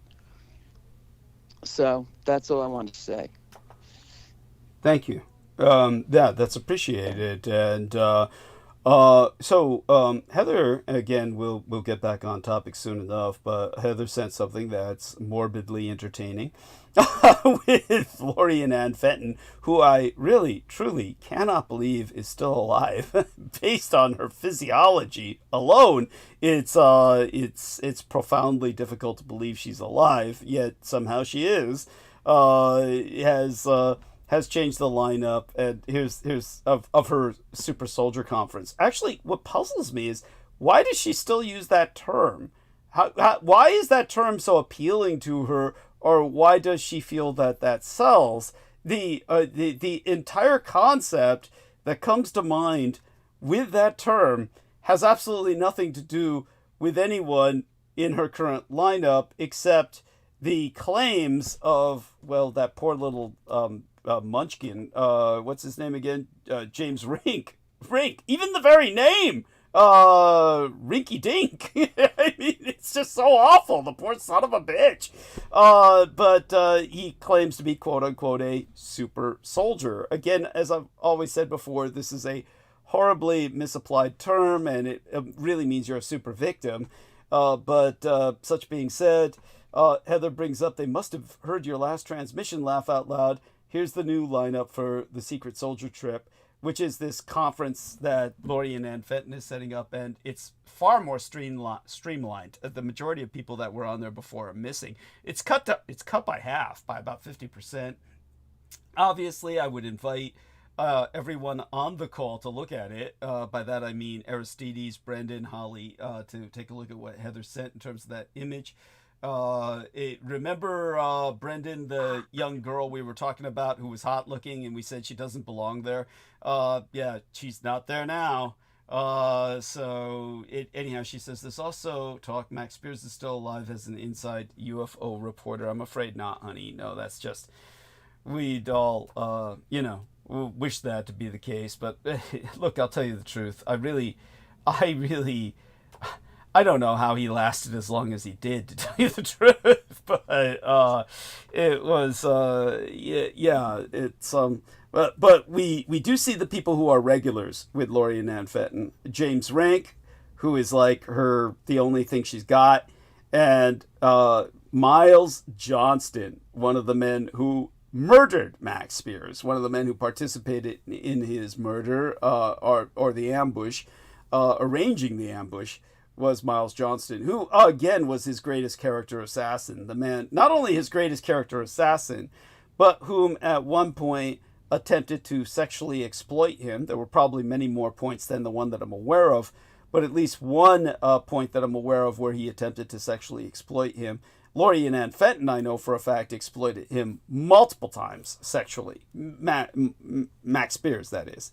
And she did that because he truly was a victim of mind control or MK Ultra programming, and she had the code words, and she would just have him thinking she was Haley Mayer or Sarah Rachel Adams, and just snap her fingers and say, I'm Sarah Rachel Adams, I'm Haley Mayer, eat me out, and he would do this. I am painfully aware that this is true, because for all intents and purposes, I was there when it happened. that's a long story, but it's if anybody asks why didn't you stop it, it was out of my hands at that point. Literally, they were, yeah, I was with them when he basically fell into a drug-induced torpor that she then took him to the hospital for, which I then was on the phone with her at the hospital when she proceeded to say the code words that basically got him thinking she was someone else. And she's talking to me while he's eating her out and orgasming at the same time. Of course, I hung up as soon as I could, simply because it was nauseating, but I can assure you everything I say is true. It's just horrific. I've related the horror story before in much more gruesome, exhaustive detail. Not in the mood for it right now, unless people have questions. Of course, I can always return to the subject if people tell us, in this mass insistence. I'll go through it again, but we don't need to go there right now. But that being said, James Rink is the other individual who does this for her. And Miles Johnston, of course, his job was to character assassinate Max Spears by asking him to produce content. And so Max Spears was a slave to producing content and wound up, being several times. And the worst time was a Skype call, camera on, with Crystal River and Max Spears staying over. At that time, Max Spears was staying with Miles Johnston in a room in England. Miles Johnston's home in England, where Miles Johnston then tried to pull a Laurie and Ann Fenton and say the code words to make Max Spears think he was a hot bitch. And it didn't work. He did not have a female voice. It takes a female voice to run that particular command through. Miles Johnston didn't have it. And as he got increasingly frustrated with Max not responding to his advances, he began to call Max a bitch boy. You did it for Aquino, why don't you do it for me, you little bitch? At which point Max got very violent and literally arose to basically, either beat the shit out of or probably kill Miles Johnston. He regardless, I don't think he could have held back in his physical assault on Miles Johnston, where Miles Johnston would have survived. He very likely would have killed him. I have never seen an old, overweight, fat man run up a flight of stairs so fast while clutching his chest with both hands, breathing heavily enough to just... It's like his breath was vibrating the structure of the building they were in. And he locked himself in the bathroom, which had a lock that was apparently stronger than any other place in the room, or perhaps was the only place in his home that had a strong lock. And Max Spears, of course, pounded at the door, kicked it a few times, and then decided to go back to talking to Crystal River. But at that point, it was either Crystal River or Miles Johnston, or both, called some ladies at the same time to calm Max down. They had to get Woman into the scene because Woman can run that code phrase through and have Max obey them. While he was alive, Woman could do that. So a couple of women showed up, more than one. I can't remember because they weren't always inside of the camera. You could hear the voices. I can't remember whether it was 2 or 3. Definitely more than one. But several women came in, almost like a SWAT team of women in a sense, but they're not weaponized or armored or anything. But they calmed Max down and prevented him from, killing Miles Johnston. Because Max could easily have gone back to... The more Max thought about what Miles Johnston had tried to do, the more he considered literally breaking the door down. And eventually he would have. Eventually he would have gotten through that door and killed Miles Johnston. But the woman stopped it. They calmed him down. This is kind of like the horror of his life. I'm sad to say. So it's like Max would grab and it was always the fucking veterans would do this to him, because it's the military you've got to worry about. As I've said, the military gets an endless supply of drugs. By that I mean anyone who's gotten to the Veterans Administration as a veteran, they, as I've emphasized many times before, the United States government is at the absolute bottom end of the records keeping department. This is why all these claims about records is so full of shit. There are no fucking records. Or rather, there's a plethora of records that are improperly collated and impossible to reorganize because they've never been organized properly in the first place. The United States Army, Navy, and Marine Corps were all established in 1775 before there even was a fucking United States government. They existed before there was a United States. 1775. The United States didn't even exist until the next year. These individuals who consult records all the time as some kind of documentary evidence of military service, it's all shit. I've gone into this in depth more times than I can remember, but it's pertinent to the fact that when it comes to these veterans, they go to the VA and they get prescriptions for drugs, all kinds of drugs, all the good shit you can never get in the civilian world. And they sell them on the street and go back for more because there's no record they collected their drugs in the first place. They literally go from city to city, from state to state, and get the painkillers that you can't get, like OxyContin, Quaaludes, all this good shit, and they sell it on the street for astronomical prices when they get it for free. And like I said, you could go to a VA in San Francisco, go to a VA in another area of California, and you can hit all of them in California and then go across the state line, hit them all again. And you can do this within a period of a day or two.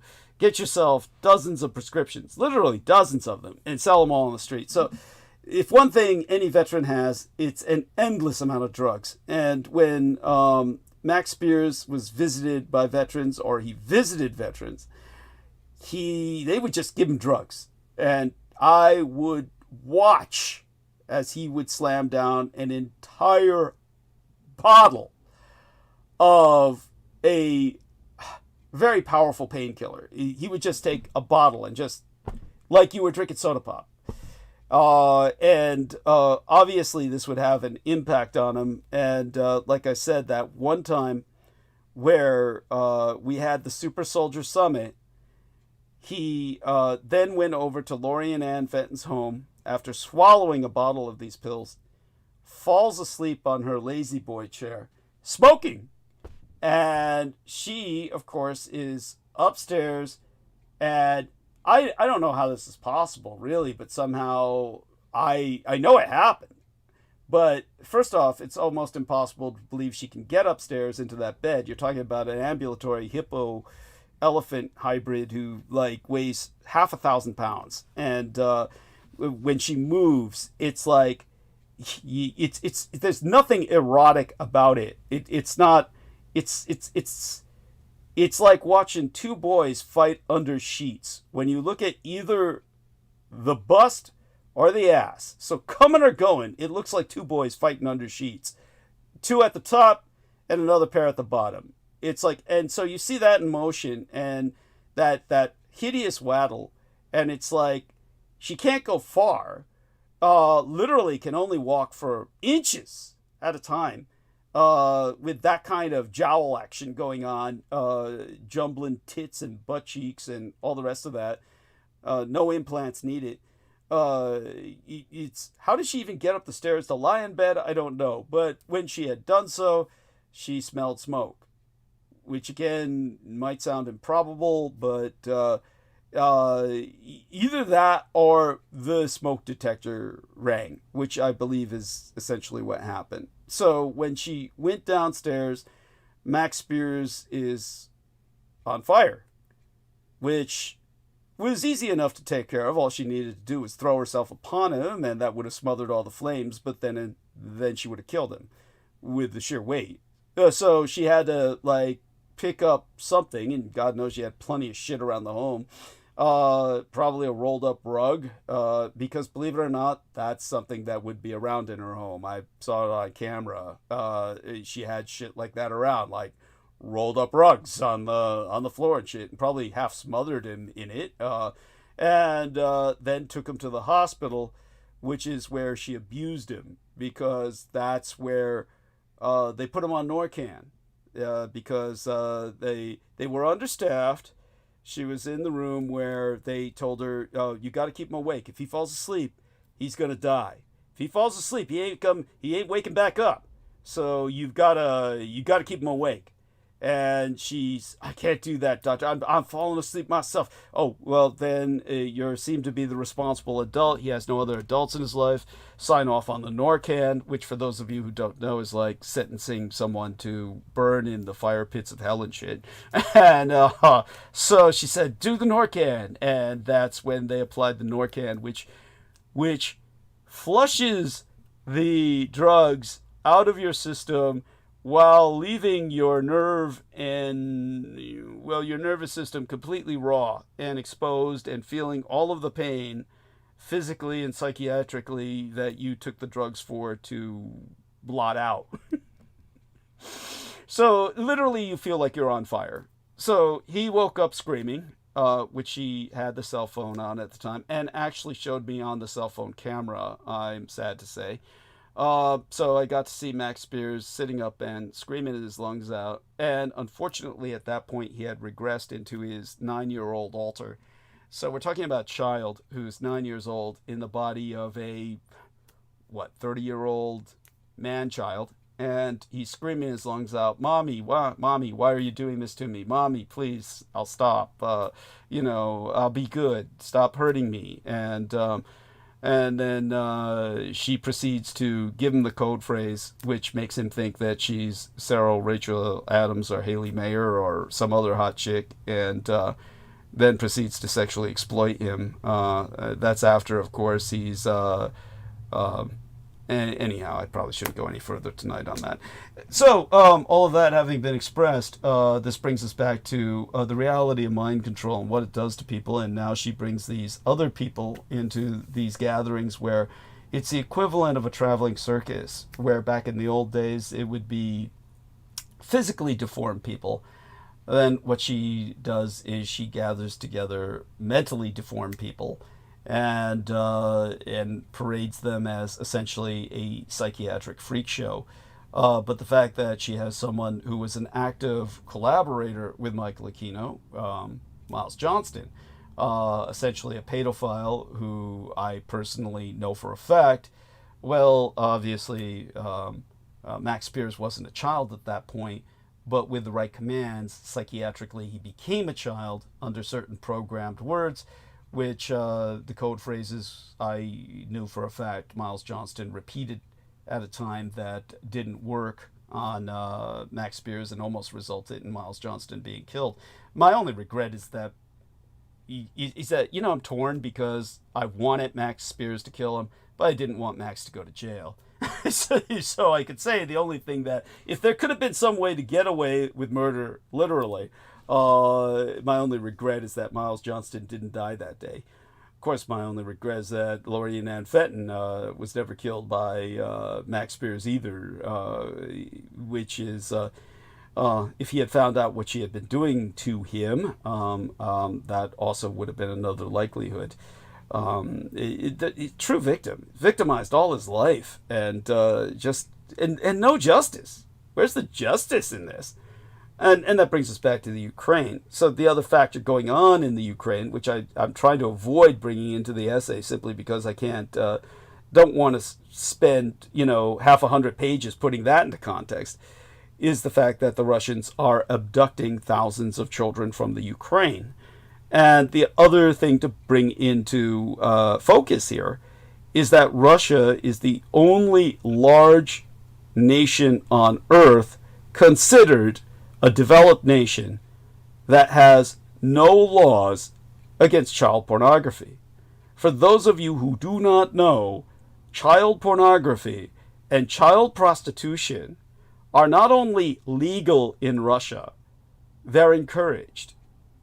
So the all this crap that the magatards on the radicalized right believe about Russia being this vanguard of Christian morality is beyond insane.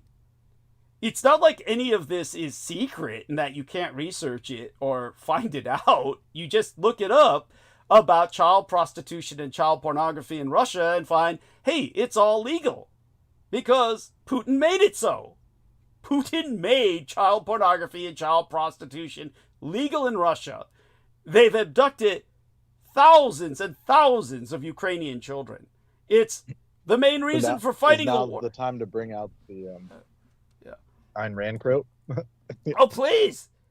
Please. Yeah. Where she said it's not a question of who's going to let me. It's a question of who's going to stop me. That's one of her books. Thank you. Yeah. Thank you. Thank you. One of her quotes, yes. It's her most, I would consider it her most quotable quote. Right. And guess where I found that? I found that on the Libertarian Facebook page or something. There you go, where they're proud of it. They're proud of it. Oh no, they brought it out like she was, so she was anti-government, which she was, but it wasn't in any kind of good capacity. That's right. In my opinion. Oh, of course not. Of course not. She was bloodthirsty. Yeah. Yeah. The angel of the libertarian movement. Yes. Good word for it. Good word for it. Which I was quite surprised at their conference, like last year. Trump went in there campaigning, and they ran him out and booed him off the stage. Yeah, well, now riddle me that. Because he wants to, because they don't like kings either. Yeah, because they're anarchists. Yeah. They're anarchists. Yeah. Yeah. I mean, he's all no more regulations. Yeah, but he's So all I he thought wants that total would control. hurt him He wants in. regulation. What's that, Brendan? Say that, Brendan. Unless it suits him. He Exactly. wants. Yeah, he wants exactly. He and wants I'm sure libertarians would like it that way too. What if it suited them? Just yeah. Well, here's something that people need to know. Libertarians want to do away with child labor laws and take all child labor laws off the books. They love Russia. That's right.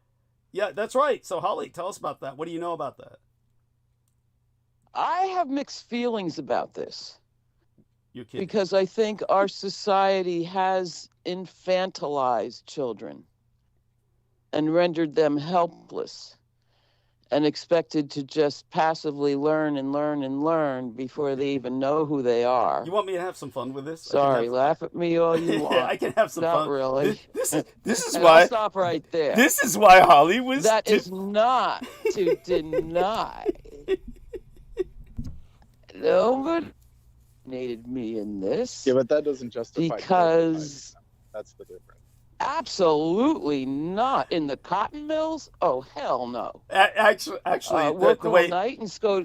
the way I want to have fun with it was morning? to say Hell no. this is why Holly defended Noam Chomsky when he was at Epstein Island. I did not defend him in any way. All I did was bring it up because I thought it was ironic. Didn't you say it was an AI hallucination when I was when I was jumping on it? Didn't you say that's an AI hallucination? Don't pick on poor Noam. Hey, you got to give it the possibility. Oh yeah, well, possibility of a doubt. Yeah, so it was all I could do. Well, this brings us back to But yeah, neither here nor there. Yeah. Well, I mean, it is relevant. It is relevant because Noam Chomsky was working with linguistics, and what Noam Chomsky and the one thing I can tell you is that when I was working with the Department of Defense, there was an obsession on the part of the tribe, as they called themselves. And for those of you who don't remember, Michael Aquino and the 1st Earth Battalion of Lieutenant Colonel James Channon, who again retired like Michael Aquino did with the rank of full bird colonel, both of them. James Channon, Michael Aquino, all the members of the 1st Earth Battalion all of these generals and high officers, as well as enlisted men and non-commissioned officers who were involved with the Delta Net, and Delta Net existed before there was a DARPA Net. The internet originally just started as an in-army network, and it was all about child porn. It was just everybody sharing child porn with each other because they were all over the world fucking kids and raping kids, either in war zones or in occupation zones or wherever there was a military base. West Germany, Okinawa, South Korea, Panama, etc. America was everywhere, and its troops were everywhere, raping kids and taking pictures and filming it and putting it on DeltaNet so that they could all share and jack off. And they called themselves the Tribe. That was their name for the phenomenon. We're the Tribe. And so they were all part of this tribal hillside, as they called it, the tribal hillside. And as a member of anyone who was not military, but was into the child porn, the predation, was inducted into the tribe. They're part of the extended tribe. And Noam Chomsky was that, because the entire military, that was obsessed with the linguistics on the He's like the godfather. Delta to this Net. day. Yeah, they were all obsessed with modern linguistics. linguistics. Yeah, they were all obsessed with linguistics. And the reason why... He wrote the textbooks. Yes. And Noam Chomsky was pointing out that linguistics is the matrix. The language is the matrix. And his concept was that a fish doesn't know it's in the water until it's taken out of its medium, its aqueous medium of life sustenance. Suddenly the fish then becomes aware it's no longer able to breathe. And that's the concept of language for the human mind. He felt that when it's the water in which we swim is our language. And this was the fascination with controlling children and breaking the adults who act as a barrier between yourself and the children. It's all language. And so they had an absolute obsession or a fetish with how children speak and how the brain develops. I distinctly remember in the children's room at the library, commanding officer who I had no ability to prevent from entering the children's room was just literally stroking his cock. Literally stroking his cock. It was kept behind a zipper, but it was very erect. And he was fondling it. All because a child was having a problem with the word fish. Had a toy fish. This is my fish. And he was getting off on that, saying, "Oh, is that your fist?"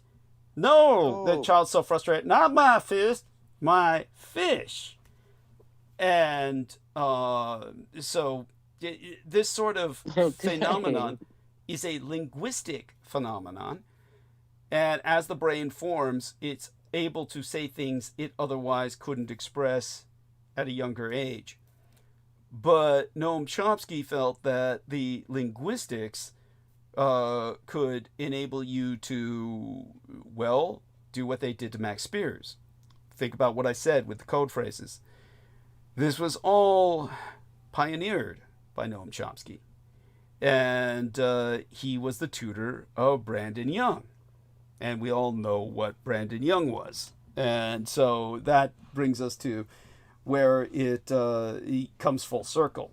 So the fact that he was over at Epstein's mansion makes perfect sense and is part of the larger tribal phenomenon, which brings us back, of course, to the whole Ukraine situation that I'm trying to avoid putting into the essay, even though I have to concentrate on other aspects of the Satanism involved in the Crimean Peninsula, which is, of course, illegally occupied by the Russians and has become the main settlement for what they call their black czardom or their invisible czardom, having nothing to do with the original czar, but a kind of anti-czardom. In other words, there were times in history when there was more than one pope, popes and anti-popes.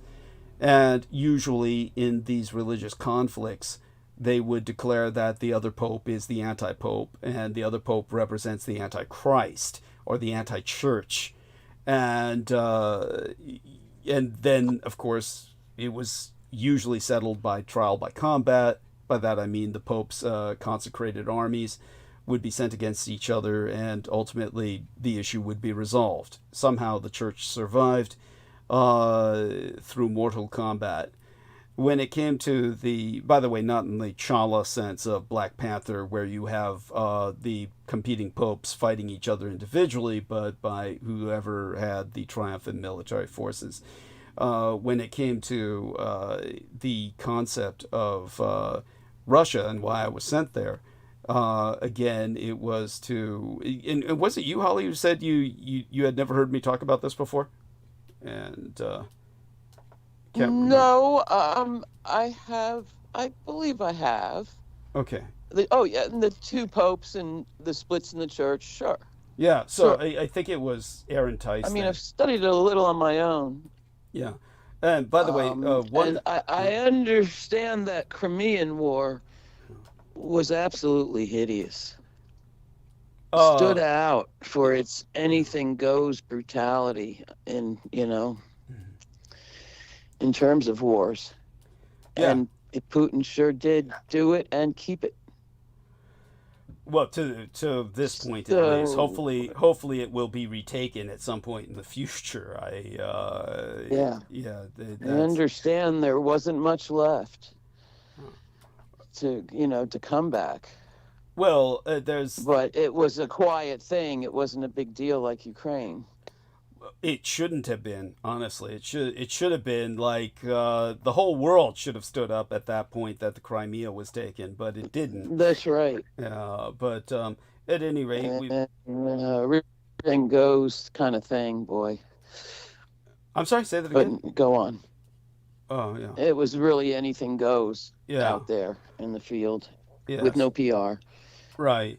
Yeah. And I just wanted to note that. Well, that was when the children started being taken. Yeah. But by the way, wonderful link from Heather Holman. Thank you so much, Heather. This is actually very fascinating how Black Russia and the Balkans became Christian. Very important. Troy Bellamy would like this in particular. So Troy, if you're out there, definitely take a look at this. That's important. But when it comes to what we were speaking, is it in the chat? Oh, it's in the text box. Yeah, it's in the text box. Text box is on the call, meaning it's on the calls text as opposed to in the chat room. So Troy has access to it, but I'm not quite sure. I'm prone towards putting it in the chat room. Yeah. So such having been said, it's basically they're all black. It's a trip of they're all black. Oh, actual black, not like white Russians. Yeah, that's right. Black Russians. Right. Not like black Russians or white Russians as we understand the term, but that they're actually Afro or Negroid would be the anthropological term. Mongoloid gets a bit more difficult because we do conflate that with Mongoloid cretinism or idiocy, as these were actual medical terms before we started using terms like retarded. Asian. Mongoloid is like Asian. Yes, but Mongolian, like I said, it's a term that's also conflated with the medical use thereof of Mongoloid cretin or Mongoloid idiot, which then became simply retarded and is now developmentally disabled, which is Yeah, We've that's got right. we've got to change that to, like, for instance, whatever happened to the term differently abled? They were trying to get rid of the term disabled for a long time by saying differently abled, and we should be using the term developmentally differently abled. So that would be a much better term than disabled. So for what that's worth, but that having been Yeah, expressed, it's because you're born that way. yeah. Disabled is like you fell off a ladder. Or well, it represents a negative in the sense that you are unable Yeah, to you're do something. less. Yeah, somehow less. Yeah. Whereas, uh, let's just put it this way: so-called retarded people would probably have the common sense never to vote for Donald Trump, and it's the so-called capable or mentally abled people that are generally far stupider than they are in terms of action. Yeah, let's put it that way for a moment as a kind of comparison for why we've got to get rid of some terms or alter them.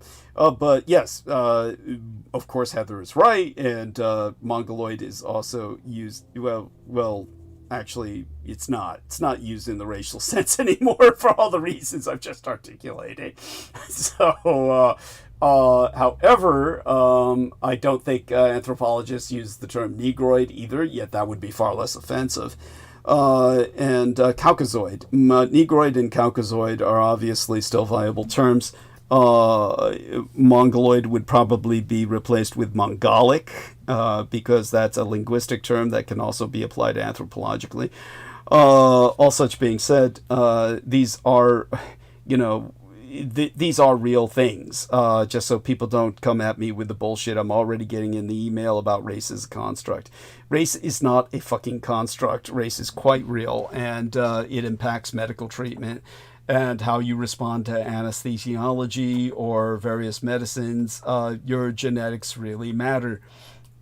As for Ukraine's applicability to this, basically, we could consider Ukraine to be, in a sense, the future of Asia. After all, like I said, Japan is still legally at war with the Russian Empire. Ukraine is at war with the Russian Empire.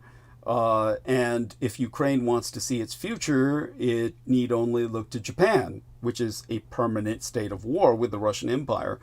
As for Washington's switch to accommodating Moscow's geopolitical objectives, well, then that's the future of Asia as well. That means that that's how they're going to behave towards Taiwan and Japan and India.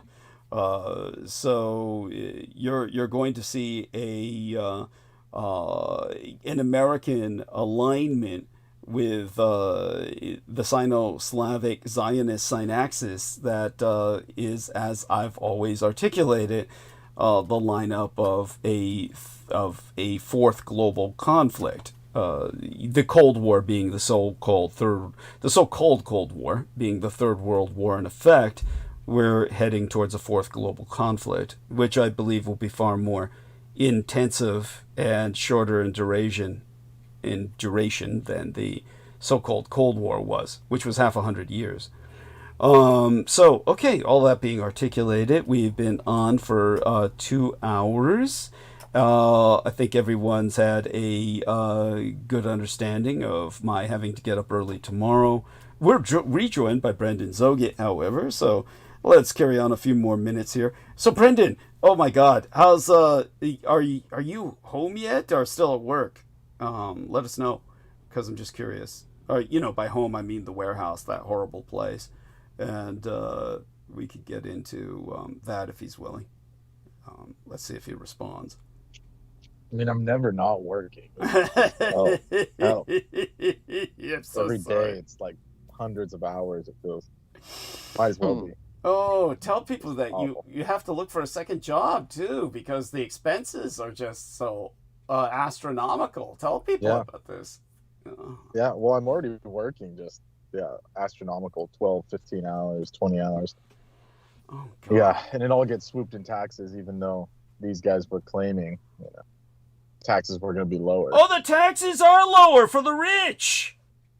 Oh, Why don't you just Oh, get yeah. rich, Brendan? It's your fault. It's I your know, fault yeah, for not getting rich.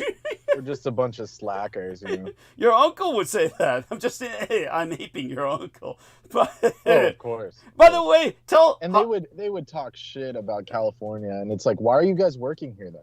Go work in fucking Wyoming where you don't make any money. Why are you here? or Texas. Yeah. Tell people about what Yeah, happens. go to Texas. All these fuckers who go to Texas. And Oh, they don't like the weather. The weather's worse. The shit's either a desert or a swamp. And then the people are crazy, of course, because they're all eating beef all day and their brains are all fucked up. You know. Yeah. So it's just, yeah. And then all the people, yeah, you saw the article I said, all those clowns that tried to get, they were trying to suck off Joe Rogan. yeah, yeah.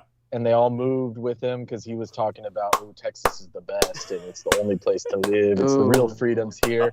And all his comedian friends from LA moved there and they spent their fortunes buying houses and shit. And they all want to leave. They're all stuck there. God. Like, we gotta leave. What Oh. a bunch of idiots. Tell Holly and Heather and Aristides about how when we were on with Troy, our latest episode, how I looked up black people in the Solomon Islands with blonde hair, and tell them how the white guy was going around just It was feeling awful. feeling It was girls awful. up. And when Troy said, "Who is that?" I said, "It's Brendan's uncle." I said, "It's Brendan's uncle." Right. And Troy was Oh, like, shit. oh man, Brendan, you let him say that?" And tell him your response. Oh shit! No, that's actually, we're being nice. We're being nice. Shit. My uncle would be swooping them and raping them and shit. Who knows? This is the dude that was, telling me, I gotta go to Thailand. You gotta take care of the grandparents for 2-3 weeks. And I'm like, well, what are you doing? Oh, just vacation. And he leaves for 2 weeks with his phone off, put in a lockbox at the airport for 2-3 weeks. And I'm like, so what did you do there? Oh, just sat on a beach and drank beer. And I'm like, where? Oh, Pattaya Island or whatever the fuck it was called. Oh, Phuket. Fuck it. It's Phuket. really pronounced I was fuck at it. Phuket. Yeah, I was at Phuket Island and with 3 dudes from working in Silicon Valley, different tech jobs. The dudes that were so creepy that even that Mexican bitch hated them. So you can imagine how beautiful these guys were. They must have been some real works of art. Some fat Asian. Just basically bunch of creepers. And so they all 3 of them go there and mysteriously go off grid for 3 weeks. And then I said, you didn't take a photo of anything? No, I was on vacation. No, I would never do that. I'm like thinking to myself, like, what the fuck? And this is the same And guy. he would always make jokes about ladyboys, like all the time, like constantly. Yeah. Like, oh, is that a ladyboy? Is that a trans? Did he and ever then see this my photographs? Did he ever see my photographs? No. He would have freaked. No, he wouldn't be able to handle it. Yeah. He wouldn't know what he was looking at. No, but he asked me. So get this. This is how I know he's a pedo. First of all, he's never been married, so that's already a red flag that he can't handle old chicks. But and then he was stringing on that other chick that wanted to marry him for 15 years. So at the very least he's gay, and which that's not bad, but it is bad when you're a fucking toxic it's a male perv. when you're promoting toxic masculinity. Yes. Yeah, when he was saying you just gotta grab these women, they love it and shit. And I'm like, dude, you've never fucking done that. Like they would retch if you grab them. They would throw up. Not to mention so he didn't have the balls or desire anyway. But go on, yeah. No. But he was pulling like an Ian West where he would just make up a story. That's right. That's right. Or whoever, like, oh yeah, I fucked her on the bench, and I'm like, oh my god, dude, this is not. You didn't do that. And then when I would tell him, like, look, I've already been there, done that in high school. He's like, you never did that. You never did, and it's just like, dude, I don't have to prove anything to you. Like, I wouldn't even need to waste brain power lying about that. Meanwhile, telling you that you're a slacker who's poor because you never worked hard. While you're working yourself to death. You loser. Yeah, you just never applied yourself. And it's like, meanwhile, I went to school, got straight A's, everything that he didn't do. And my grandpa, even said, yeah, these people are all a bunch of mooching losers, failures. including my father, all of them, he put them all in the same trash can. And he said they're all loser, fucking idiots. They never respected my life's work. And he's like, they showed their true colors in the end and shit. And then this guy's, as my grandpa's dying, they're over there saying, we got to sell the house. And it's like, he's still fucking alive, you scumbags. No, they were over Like, his just bed. let him die in over peace. his It bed, was- arguing over his Swear to bed. God, I swear to, like, the higher force, standing over his deathbed saying that shit. The most pathetic, wretched creatures you can ever imagine.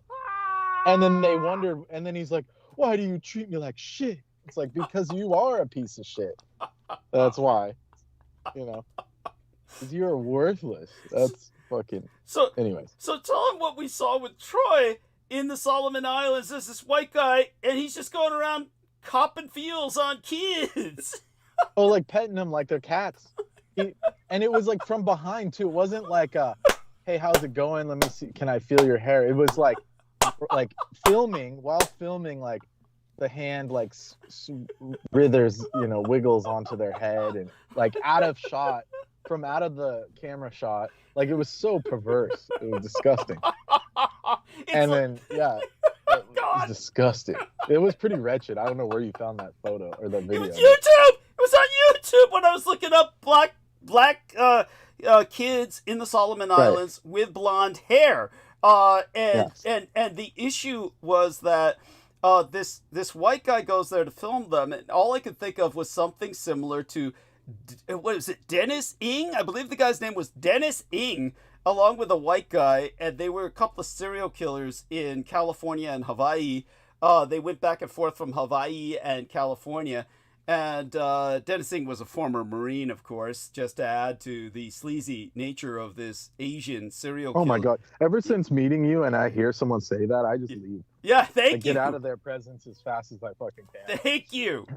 Thank you. And then the guy that had this job before me, everyone was like, he was such a good guy.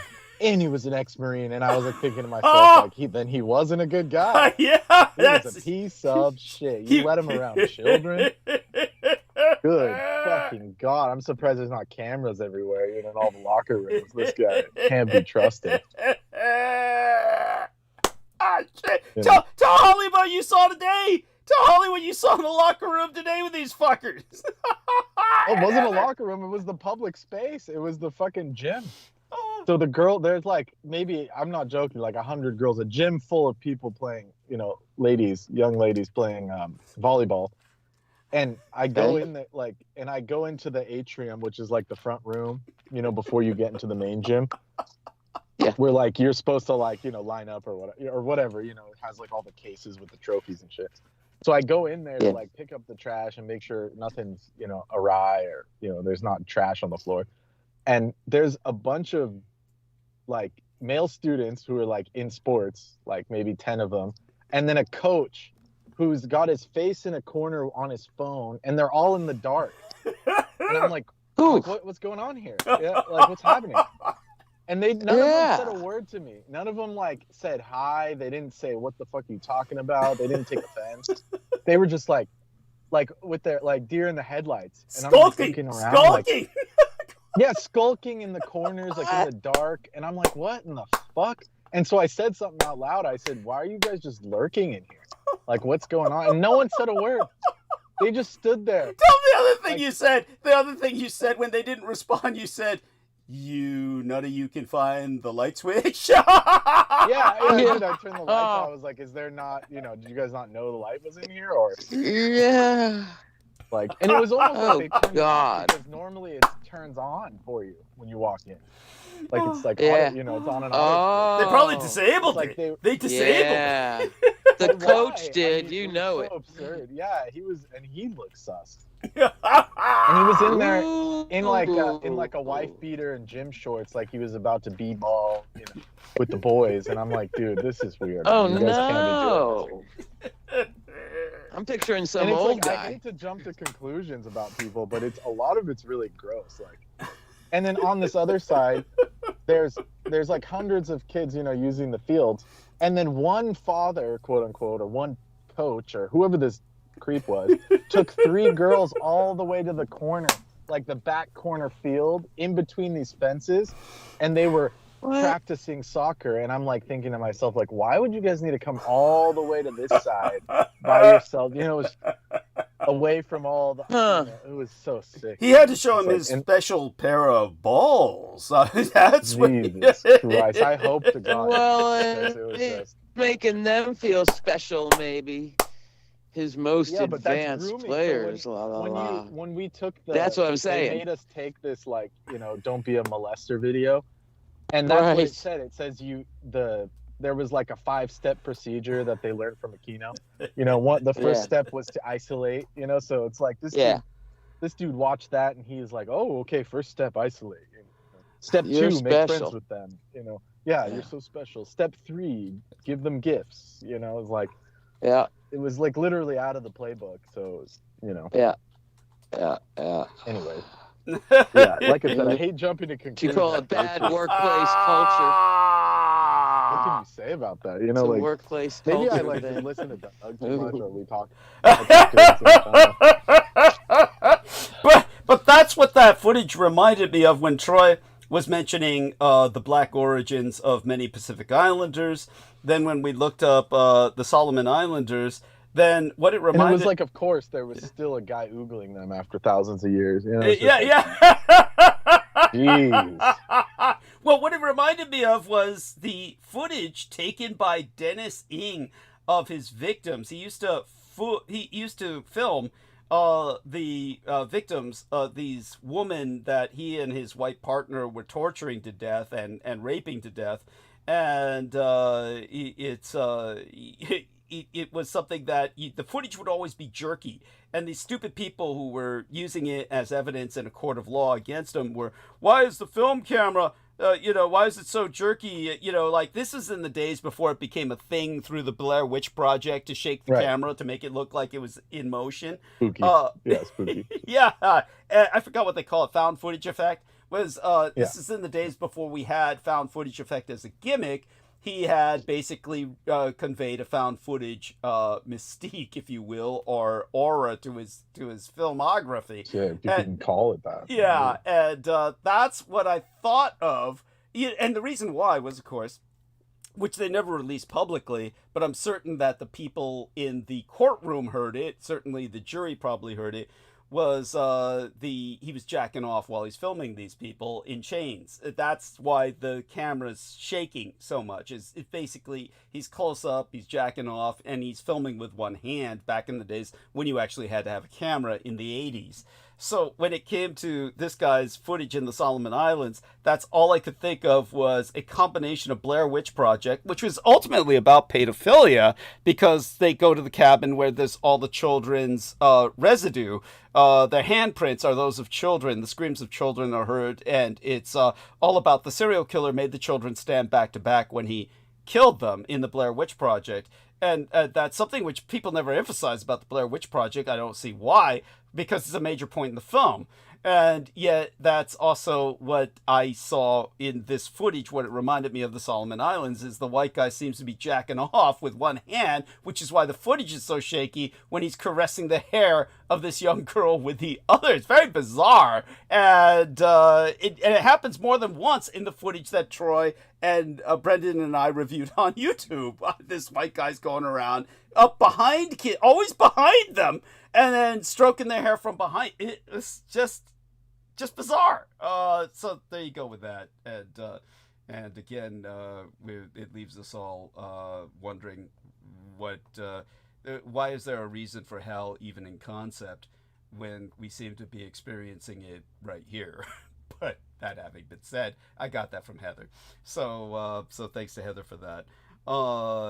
Now we've got a question from this young lady in the chat room. I believe she's a young lady. Don't be shy.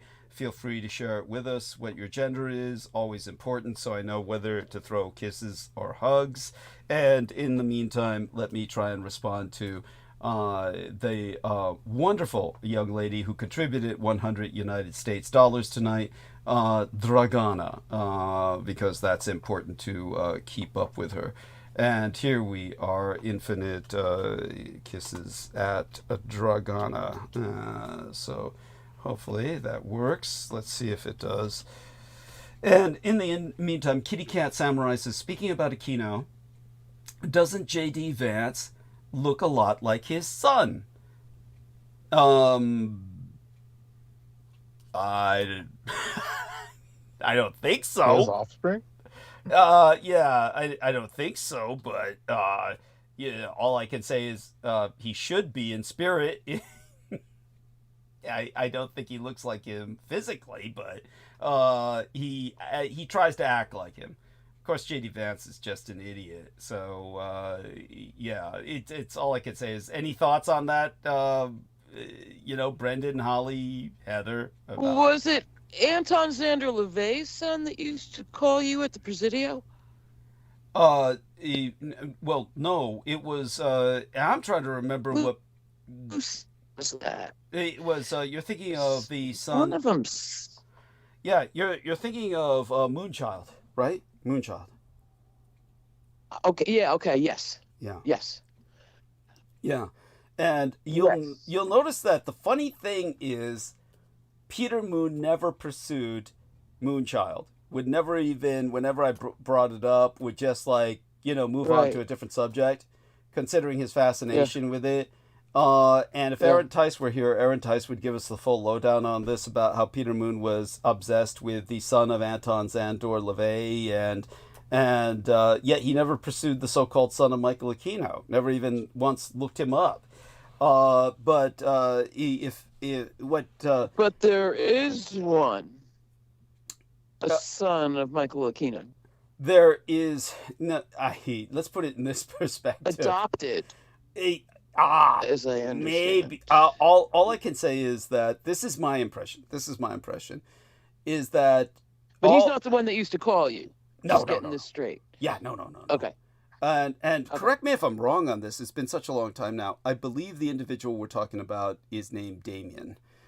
Damien Aquino. I mean, what else would it be, right? But my memory of it is this: when I worked with Michael Aquino as long as I did, and encountered Lilith a few times collaterally thereby, there was never a mention of a child in terms of son status that I ever remember.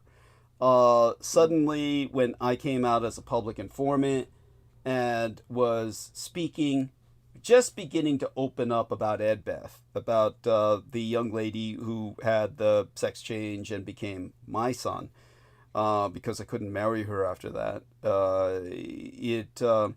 He suddenly came up with this whole Facebook page, which is the only thing I've ever seen about it, on Damien Aquino. And it was suddenly this guy presented himself as, hey, I'm Damien Aquino, I'm the son of Michael Aquino, and he's the best father there ever was, and look how wholesome I turned out.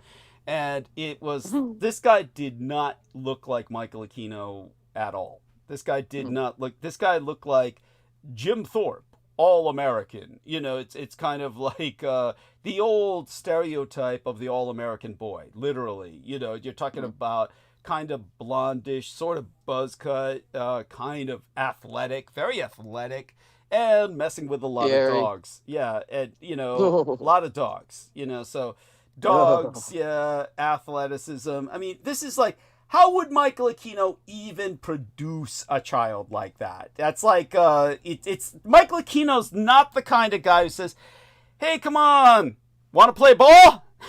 Or, let's go out for a few rounds, son. Got to keep, physically active. It's like, come on, really? It was absurd. Boarding school? It was absurd. Well, come on. This is my impression. My impression is he just paid someone to assume that role, and it's only like the easiest job in the world. There's no real background to it. There was no mention of whatever his schooling was. There was no mention of.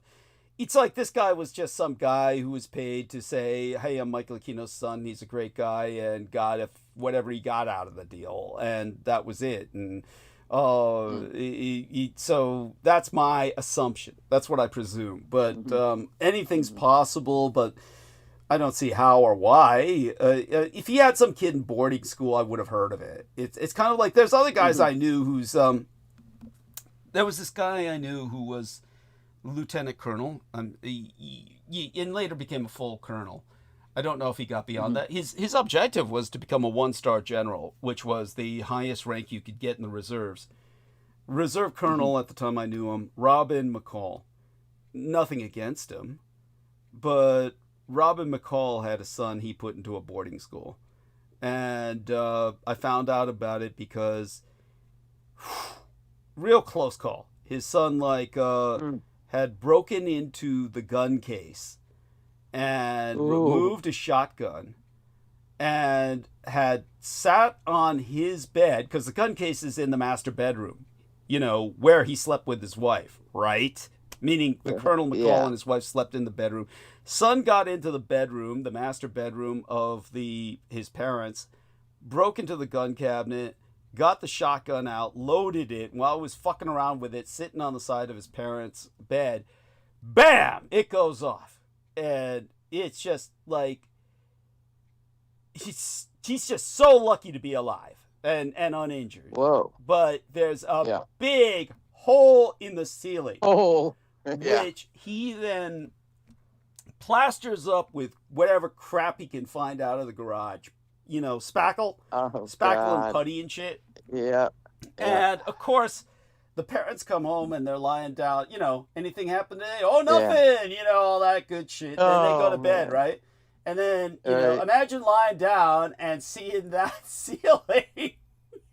Oh. And he said he actually, the son had done such a good job that he actually wouldn't have noticed it, except something happened where he had to move a light or something, and it was just the shade of the light really that struck him. And then, but at that point, he put his son in a boarding school, and that was his way of dealing with it. I thought it was a bit extreme. I can understand it, but the boarding school he put him into was this place in California that was out in the middle of bumfuck nowhere. And I mean, you had to get in an off-road utility vehicle to reach it. Yeah. That's how much it was out in the middle of nowhere. These were hardcore criminal kids who had raped their sisters and shit, okay? So these are kids who are violent felons, but they're rich families. So the rich family said, what's that? Keep them outdoors. Yeah. Keep them outdoors kind of thing. Yeah, but wear them out. And not only that, but it was if you're I forgot what it was. It was something it was at the point where legally they could deprive them meals or something like that. It was legally they could punish them by meal deprivation or something. Or it was it was bad. It was something bad. So he basically put his son in what was I consider a paid penitentiary. He paid to have his son, but then again, the son had a history of doing things he didn't like, and it was his son he felt was spoiled. He was complaining to me he felt that the grandparents were spoiling the kids to death. So, whatever. Okay, that's how he dealt with it. So it was like a military-style boot camp. Yeah. But like a boot camp. Right. But the point is that I'm making is, quit. Even when I'm casually working with somebody, I would find out these incredible details in great detail. So in other words, I wouldn't just hear about it, I'd find out about it in great detail, and I got none of that from Aquino. Get what I'm saying? So how could this guy even exist? So if I'm hearing that from other people, how could this guy even exist? This so-called Damien, this son of Aquino. It was he just felt a psychological need to normalize. So it was purely indulgent, and he had to make himself rehabilitated in the eyes of the public, so he came up with this. And it's where would this child have been throughout the scandals? In other words, when Aquino suffered the scandal of the Presidio military base, where was this kid then? Why wouldn't he bring him out then as, see, I'm a father of a child myself? That never came up. Heck. That never came And up. it wasn't like the kid emerged saying, hey, guess what, everybody? Surprise, I'm Michael Aquino's son. It sounds like Aquino himself was promoting this Yes. Yeah, as a absolutely. PR event. Absolutely. Yeah. Absolutely. So it couldn't be real. It can't be real. It just, this guy had No. to be an actor who was hired and just said, yeah, okay, sure, I'll do that. And I'll take on that role for, whatever was paid. I would. If I were paid enough, yeah, I would. I'm not sure. Yeah. You might balk at it. Maybe, yeah, you get when what I'm you saying. really thought about it. Yeah, I do. You get what I'm saying. No, Yeah, I just don't see it. Yeah. You could do conferences. Yeah, if I thought about it long enough, I'd probably, I can't. Yeah. But, I don't think you could. yeah. But, such having been said, so that's what I think of that. But as for J.D. Vance being Michael Aquino's son, that's a bit of a stretch. Yeah. Yeah. For It's one just thing, hilarious. he's so stupid. He's so stupid. It's like, yeah, where did the genes go there? Yeah. So that being said, okay, so we've been on. It took us on a nice tangent, and it gave us another half hour. So we've been on 2.5 hours. Anything anyone want to speak about? Because I'll probably just end it at 3 hours at the longest, or maybe even now. But we'll. Anything else anyone want to speak about or feels is pertinent to bring up? By all means. And No, you were rolling pretty good too. So if you can do another half hour, I'm with it. okay, then fine. Let's do another half hour. And so we can look through what I was sent by Brendan, and he sent a number of links. Let's take a look at what's there. And okay, so here's the meme from our dear Heather Holman. Heather Holman says, I need to be a nicer person. This weather made me realize I can't go to hell. Arizona must be horrible. Heather, what do you want to tell us about the weather? Tell us a little bit about the weather, Heather. It's hot and very precipitous. Okay. Hot and rainy. It's hard Yeah, to it's imagine. really hot and just sweltering. Sweltering. Because it's not tropical. It's desert. Yeah. So, if the rain doesn't cool it down, nothing will. Yeah. And We don't get very much rain. yeah. No. Yeah. Who was it, Aaron? But it's monsoon season. Yeah. It's monsoon season, though. Yeah. So usually it's supposed to be, but it hasn't hit.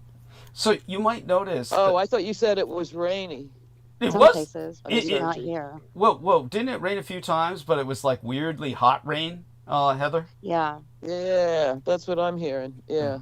Strange. Yeah. Oh, by the way, so you do notice, Heather, that Aaron Tice responded to your poster, as I did, of this weird super soldier activation shit with, Lorraine Ann Fenton. So he was still awake at that time and listening, and obviously was as astonished as I am by this weird lineup, streamlined lineup of, and everybody is saying there's something just sad. I mean, Carrie Cassidy's the only one who's got something normal, Project Camelot, which of course doesn't tell anybody anything, but unless you know her. Miles Johnston's got the Basis Project. So I guess the closest you have to adults in the room, sad as that is, they're involved with projects. That's how they disambiguate themselves. The rest call themselves by, well, generally undefinable names. I can understand Jessica Jones calling And herself therapists of some various sort. kinds. Yeah. Therapists. Yeah. Cryptid huntress I can get. Okay, she hunts cryptids. That's cute. That's cute. That's iffy. Yeah. Oh, I wanted to know why you guys brought up Skinwalker. Sorry to I don't want to derail, but I was going to say, all I can figure is this must be angled at the Marvel Comics universe fans. Because nobody remembers the politics of this day. No, I'm thinking it's a bunch of 14-year-olds. How are those people still alive? Like Carrie and Miles. I mean, they were like 100 back in the day. They were like in their 90s, Yeah, yes. felt like, No, it's but they're serious. still going. That's almost shocking. Yeah, it is. It is. It's bizarre. It's whatever deal they made with the devil. How is it James Rink stays so fucking young? He always looks like a child. Acts like one too. But as for what were you going to say about the cryptid hunter chick, Brendan, before we go into Skinwalker, because it does kind of converge. Oh, I said she's probably the only cool thing at that show is listening to those cryptid. Thank You know, you. because like you said, everyone else is so dated, so boring. And Yeah. it's like, I don't want to hear about what they did to you back in the years ago. It's like, who gives a fuck? Like, I no think offense, it's but 14-year-olds that Super hear Soldiers. Super Soldier and yeah, Well, they I don't think know you- the I think kids term nowadays are smarter than to the people today. Well, the here. I all would those like to boomers. think so. What this 'Cause guy? I thought it was the boomers that was their clientele, those old Roswell folk. Yes. Yes. Okay.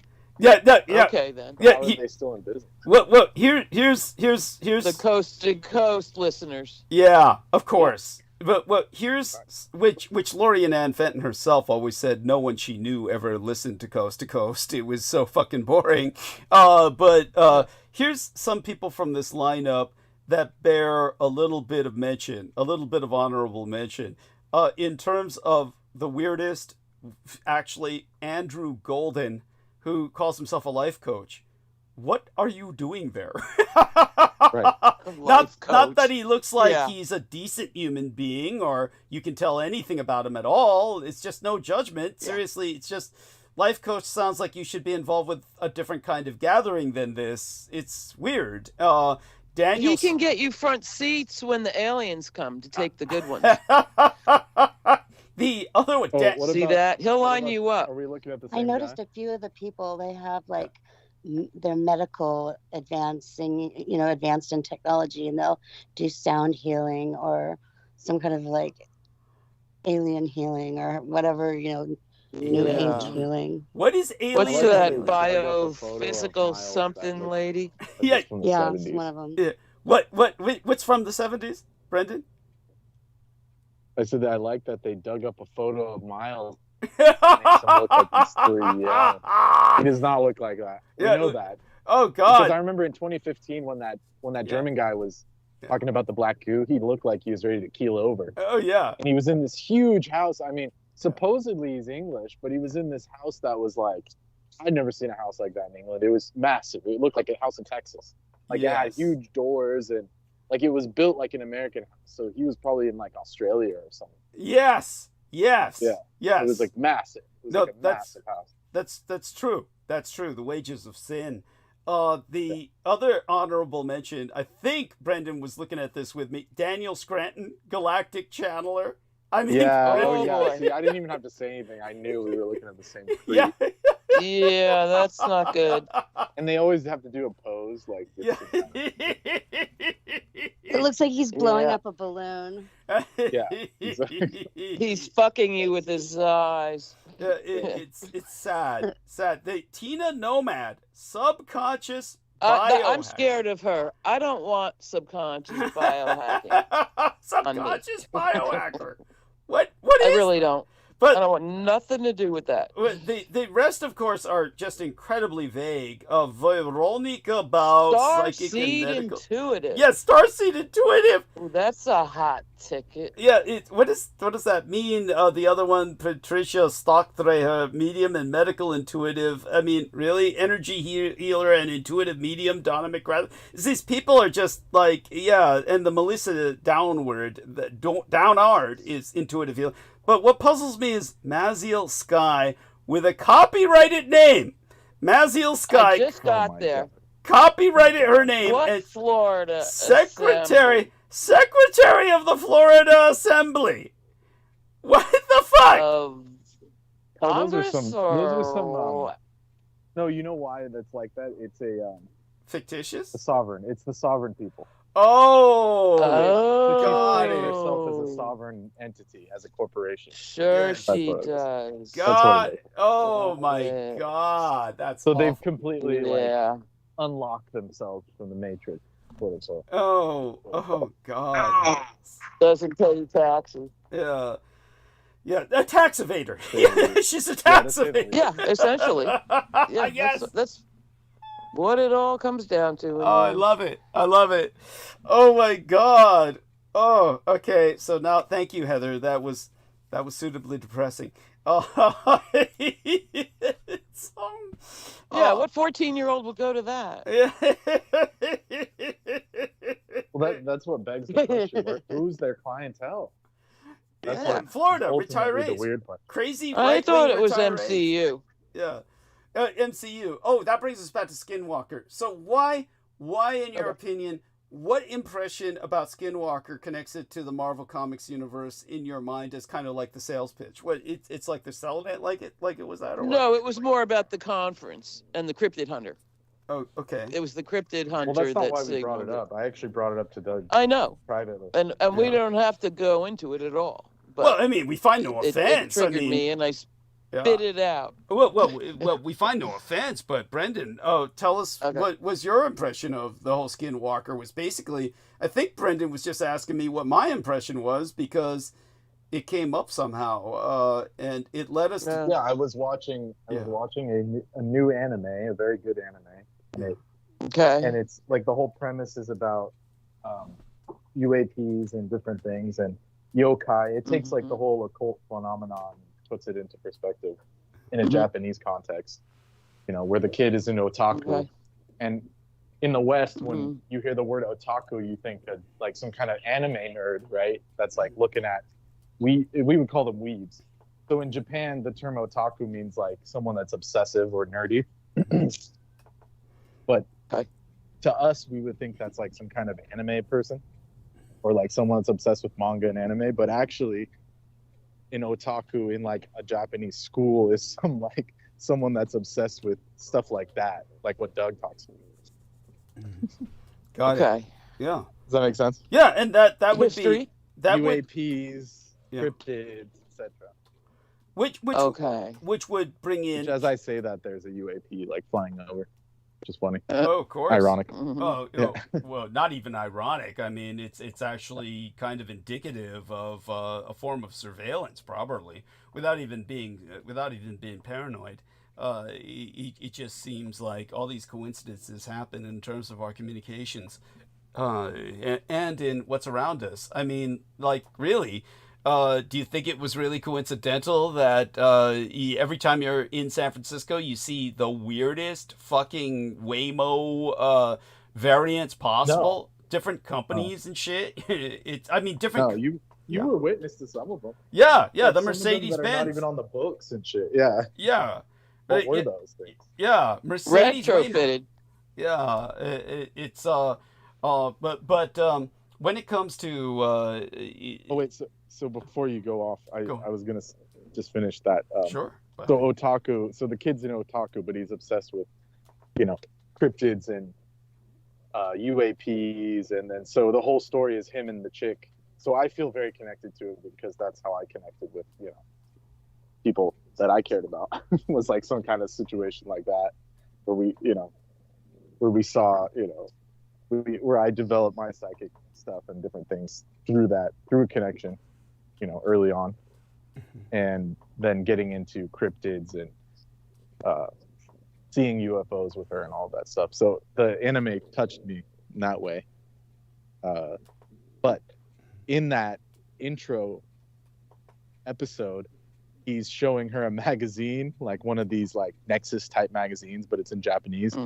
And he's showing her, look, this is, cryptids are real, aliens are real. And then he says, at the very last minute, he says, James Chenin, Skinwalker Ranch. And so I was telling Doug, I said, how much did you tell the Japanese about that? That they're writing magazines about it. That's right. That's right. Yeah. So then the whole premise was, he was saying the U.S. government was was the ones revealing about the UAPs. So it goes along with what you've said, Doug. There. Thank you. Very important. Very important. And is James Channing directly connected to the Skinwalker mythology? He owns a place called Skinwalker Ranch. That's all it was. Yes. James Channing did. And all I asked Doug was, is there really skinwalkers there? Is that why Aquino and him bought it? Or presumably they picked that location?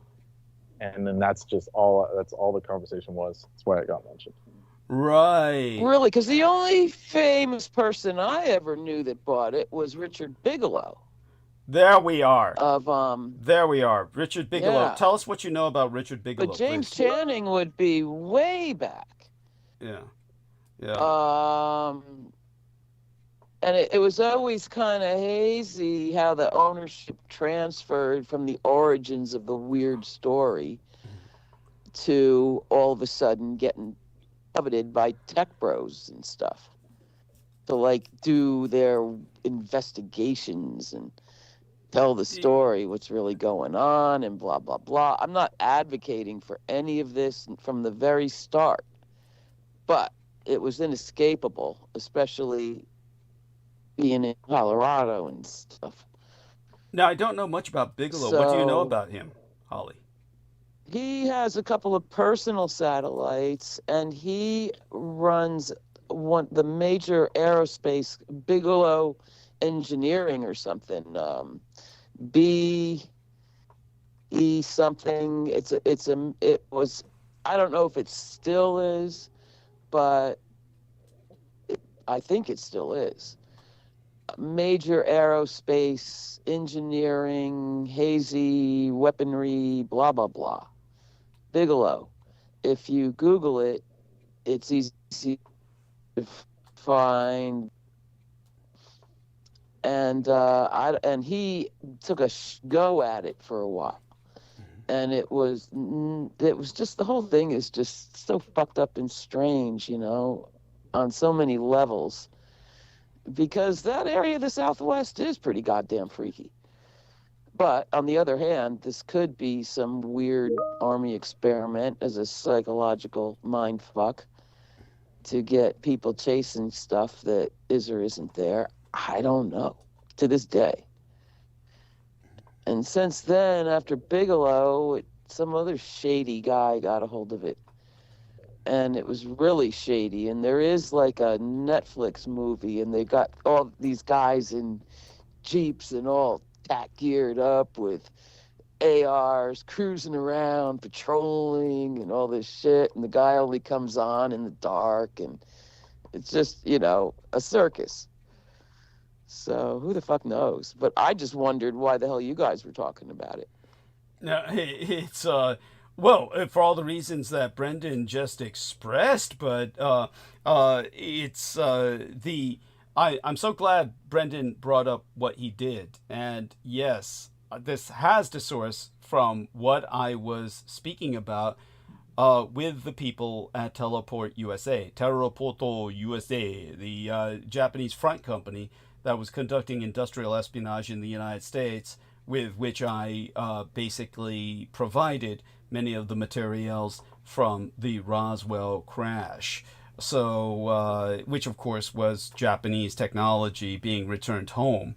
That's all. So I'm just now that it's coming back at us. This is all part of the phenomenon of the Dietaryic transition or revolution in anime that happened after my contact with the Japanese in the 90s. Ever since then, it was Japan's culture has radically been impacted.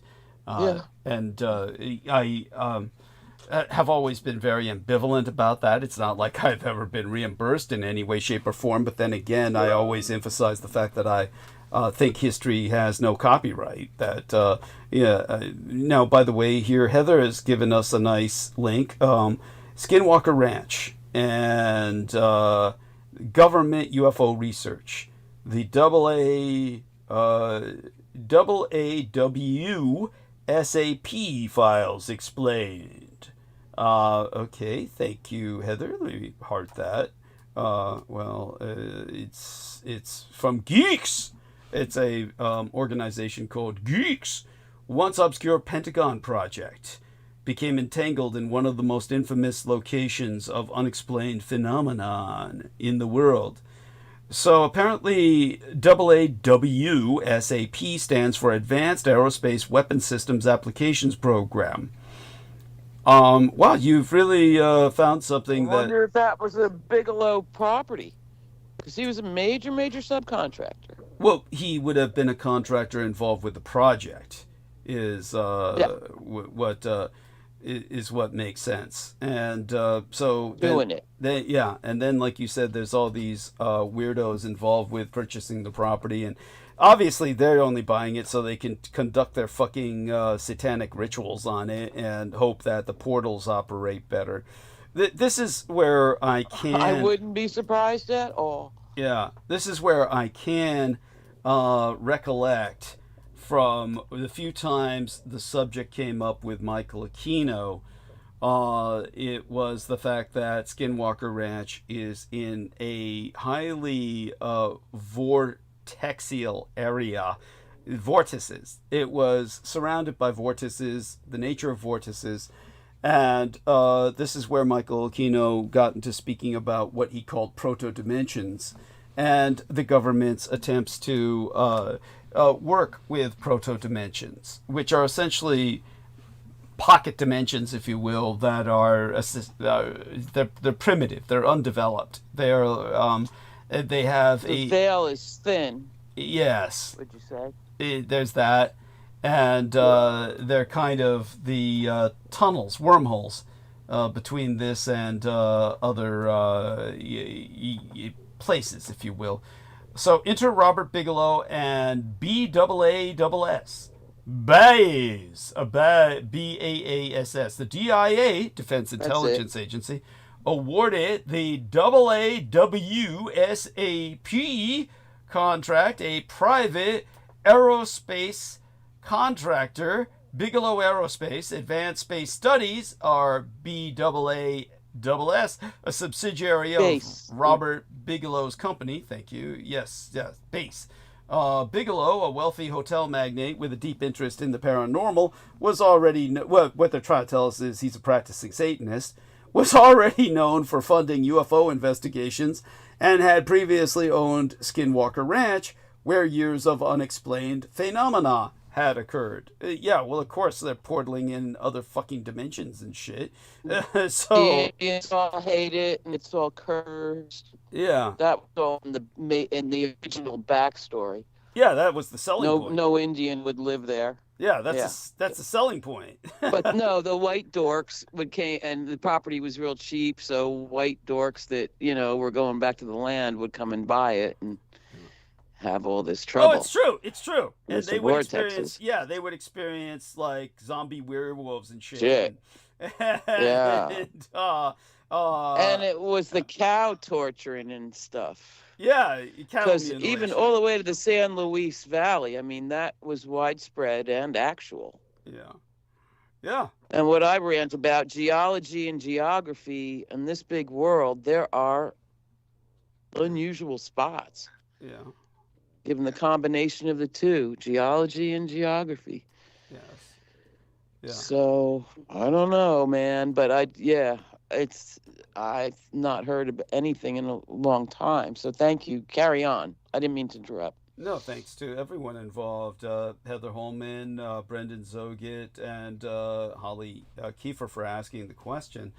But I can speak more to the proto-dimensions in the near future, perhaps, but I'd have to find my notes that I've taken at the time. That would be good. Yeah, I don't consciously recollect right now. But what strikes me most personally would be the Keith Call, who you met. So, Holly, tell everybody your impression about what an incredibly earnest, spiritual person Keith Call is. It's an delightful fellow. Yeah. Delightful fellow. So interesting to conversation. Talk about anything. A joy to be with. Yeah, and I hope he's doing very well. And I wish the same. I have nothing but the best. Nothing in terms of hopes for him. But the thing that I would say was odd. was that he would assume a stance which he would present it. By all his behavior, he struck you as the most earnest, sincere person in the world. I mean, like I said, I compare him to Dudley Do-Right, the cartoon character. And, when Brendan... He was a kind of a man out of time. Yeah. When Brendan would ask about, well, what's he like with girls, it'd be like the only girls he'd go to see were literally nuns and nunneries and convents and shit. Remember he had... He was kind of a classical figure, He wasn't of the immediate. Yeah, he was truly... I felt like I was, with somebody from the old days. Yeah, truly a man of letters. A man of letters and a man of erudition. And manners. Yes, manners, erudition. Yet what was odd was he would assume the stance and you would take it for granted. You would just take him at his word because of all the context we've just provided. But he would say, like people would say, ghost hunters. Ghost hunters and these thrill seekers in the occult, they would bring to him about like, hey, you go to this spot's where all the action is. And he would say something like, I'm not seeking an occult experience. He'd say, I'm not seeking. And yet, that was all he did. Truth was... he had photos he showed me that he had taken at Skinwalker Ranch. And I remember he went to Roswell. Yes, and just wherever it was hot. Very well about the whole then thing. why go? How horrible it is. Why go? Yeah, that's the conundrum. Yeah, that was the odd element of him, is he seemed to be compelled to repeatedly, not just... once in a lifetime, it's a bucket list thing. He would repeatedly return to Roswell. He would repeatedly go back to these places to the point where he was taken out in the middle of the desert by a paramilitary dude and told, hey, look, here's the hole in the ground. See that hole in the ground? Yeah, that's a missile silo that's no longer used. And it's got tunnels underneath it that travel, a good part of the United States. Well, what are they used for? Young boys, the man just told him, looking in his eye, trafficking young boys. And I was telling him, you could have wound up in that tunnel. Why are you doing this? Why are you... But this was something... So that was the odd part. He would assume this stance publicly that, I'm not seeking, but yet he was compelled to go to these places. So there was that odd element of his personality, and that was And yet a good example is when he said when I told him about Lou Gentili's daughter and how Lorien Ann Fenton wanted me to see her. She wanted to take me on to a rendezvous with Lou Gentili's daughter, and I would be exposed to all of these recordings he had made of all of these demonic encounters. And when he was dead already. Yeah, he was dead already. So weird. Yeah, and when I asked, strangely fascinating though. I don't want to hear any of it. But why? When I asked somebody want to do that. Yeah, when I asked Keith Cole about it. No worries. When I asked Keith Cole about it, he said if I had been gifted those by her, I would destroy it all. I would burn it all. And I'm an archivist, because he simply was convinced. Here. He was convinced that nothing good could come from the demonic. When I asked another lady about it, the same guy? Is this the same guy? Keith Cole, same guy that we're talking about. Yeah. And he had that much sense, but then he would go to these places and collect them like Pokemon, that's what it seemed like. It was like that. Yeah, he had this kind of feel to it, like that. Yeah, it was like, why do these people feel like they're above it? It's like I honestly don't remember their name, but we've had so many people on here that feel like I am so protected by divine that even when I go to see these cursed items, everything's fine. It's like, what is this hubris feeling that you're above it? That's hubris. Well, even if you are, it's why make them work overtime? Like, why make your guardian angel work overtime? Well, it begs Anyways. the question, and it brings us back to, why did he seek out myself? Yeah. True. So when he said to me, "Oh, if you had all this stuff, I'd highly advise you to destroy it, burn it." I'm an archivist, as he himself was. He worked in a library. He worked in a seminary school, as a matter of fact, Wheaton College, where Yeah. he was in the, what was that name of that televangelist who's building? What was it? The guy. Oh God, it was Oral Roberts or No, Graham no, or no. Billy Graham, the Billy It Graham was- building. He was yeah, in the Billy okay. Graham library, and which was shocking. well, but he was all C.S. Lewis English. well, the And only England reason it was is in that just is, so full of phenomenon. yeah. Well, Billy Graham was the most famous student of Wheaton College. He's their alma mater. Okay. That's why he contributed to building the library. It's named after him, but that's not what our man Keith Cole was there for. He was there for C.S. Lewis No. and Tolkien, and Yeah. but in terms of that, I thought I had offended him when I sent him all the stuff I was writing about magic, which Peter Moon never put in the book because he never responded to that. And I just took it for granted. Well, maybe that offended him. Not that I hold that against him, but it was as Brendan said. Where does he feel that he's immune or impervious to corruption from occult forces? I can actually see him as being such simply because he is what he is. So you get what I'm saying, Holly. You met the guy. Yeah, I could actually see him as being such. But still, that having been said, why, as Brendan said, make these forces work overtime by hanging out where they live?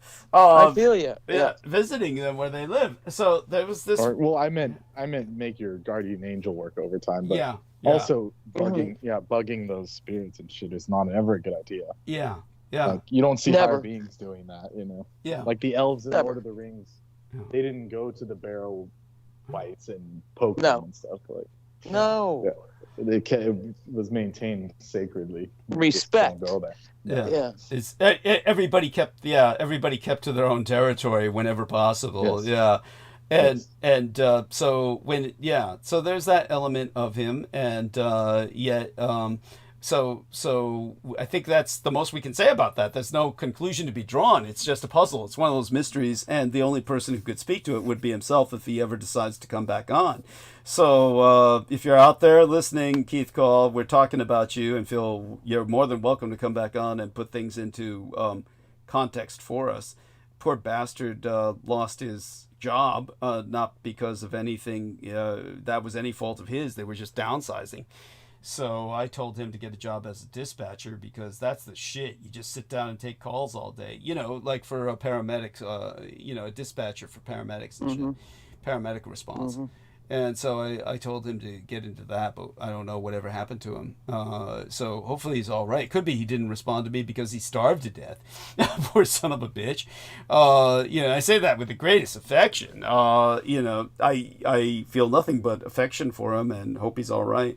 Okay, so that having been said, let's take a look at the time and how much time we've been on. And as for, we've held good numbers throughout the night. We've made it essentially to 3 hours. So let's call it a night. It's bordering on 9 p.m., which is exactly when the show starts on the Atlantic seaboard, is at 9 p.m. It's now 9 p.m. in California, which means it's midnight on the Atlantic seaboard. So my love to all who support me. Again, thank you for the 100 United States dollar contribution from this wonderful young lady, Dragana. And of course, she has a Slavic surname that is difficult even for myself until I get the hang of it. Dimovshka. Dragana Dimovshka. Bless you, and God bless you and keep you. That being said, let's make certain that we get other contributions from other people as soon as possible so we can make the rent this month. And I'll be making private calls around Team Dietrich for that. Of course, Holly Kiefer has already contributed and spoken about that. Oh, so Sammy Romero says hi to... Oh, he's joined us. So let's continue for a few minutes with Sammy. How are you, Sammy? Give us a status report and situational update on whatever you feel comfortable sharing. Yes. Hey, Sammy. Yes. Hey, how you doing, Holly? What's going on there, Stevie's? Brendan? Yeah. And Heather. Yeah. Oh, Heather. Sorry. Hi, Heather. Yes. Well, so good to have you with us. And yeah. How you doing? I'm doing good. I was going over last transmission, man. That's a very interesting transmission when you talked about the time crystals. Thank you. It got me really thinking about how much information can be misinterpreted when you just don't open your ears and just shut your mouth. Unfortunately, the person that was affiliated wasn't very good at that. He could never shut his mouth. Yeah, so his ears were never open. Yes, go on. The worst possible person to work with in terms of biography or anything else. Yes, continue. Yes. Well, I mean, it goes hand in hand. But honestly, I've just been busy. Doing the dad thing. I got my hands full with the little ones, but that's a blessing. But definitely. Just trying to stay out of the heat, man. We going a little heat wave where I'm at, but it's you learn to deal with it. It's a little bit more different than Southern California. Southern California is a little bit you less forgiving, but then again, you have ICE running around kidnapping people, so you take you pick your poison, right? Indeed. Which that's one of the things that I've been, for some reason, people that don't look like me, they ask me dumb questions like, well, why don't you apply for ICE? I'm like, I don't want to kidnap people. They have a $30,000 signing bonus. I'm like, not all money is good money. I don't, that $30,000, there's a reason to give you that, because you're going to feel like shit after it, at least if you have a soul. Yeah. So it's just one of these things where we're living in very interesting times in the sense that it's almost like the pot simmering and it's about to boil over. Yes. That's what at least what I observe in the sense of just to kind of go through what I kind of observed last week with Trump and Putin having the little date in Alaska. Yes. It was almost like they were just reuniting to make out, and because I mean, it's really what it was. But in a sense too, it's just expected. And what I see happen in the Capitol is just him surrounding himself to make himself feel like he's quote unquote secure and in control, which in a lot of ways he is, but really he's not. Obviously, that's a man that's very fragile in the sense of what he thinks. And I'm not saying he doesn't care. He doesn't care what his decisions do, because he really doesn't. But in a lot of ways, he is still concerned about his image in his own delusion, where I seem to remember, I don't know if it's this week, where we had certain dignitaries from countries. I don't know what it was, but I know Ukraine was. I know President Zelensky was there and a bunch of other people. And he pointed to the quote unquote, when he got shot in his ear. I guess it was like some type of painting or something. Mm-hmm. And Trump kind of said, "Oh, that was a really bad day," kind of pointing to that day. And it's almost like the fact that you have to do that. Nobody believed you, but the fact that you have to always reassure people that was a bad day lets people know that it wasn't. It was all just, it was all coerced. And, I'm not saying certain U.S. events are not controlled, like obviously Kennedy and so on and so forth, but in that even sense too, in the sense of, Oswald connects to Jack Ruby and, all that whole fiasco with, organized crime. Obviously that was a mess in itself, but maybe, why we don't see it as pathetic or we forget about it, because it wasn't in HD, and it wasn't so blatantly just lame. Yeah. But then again, we were living in a different time where segregation was happening, and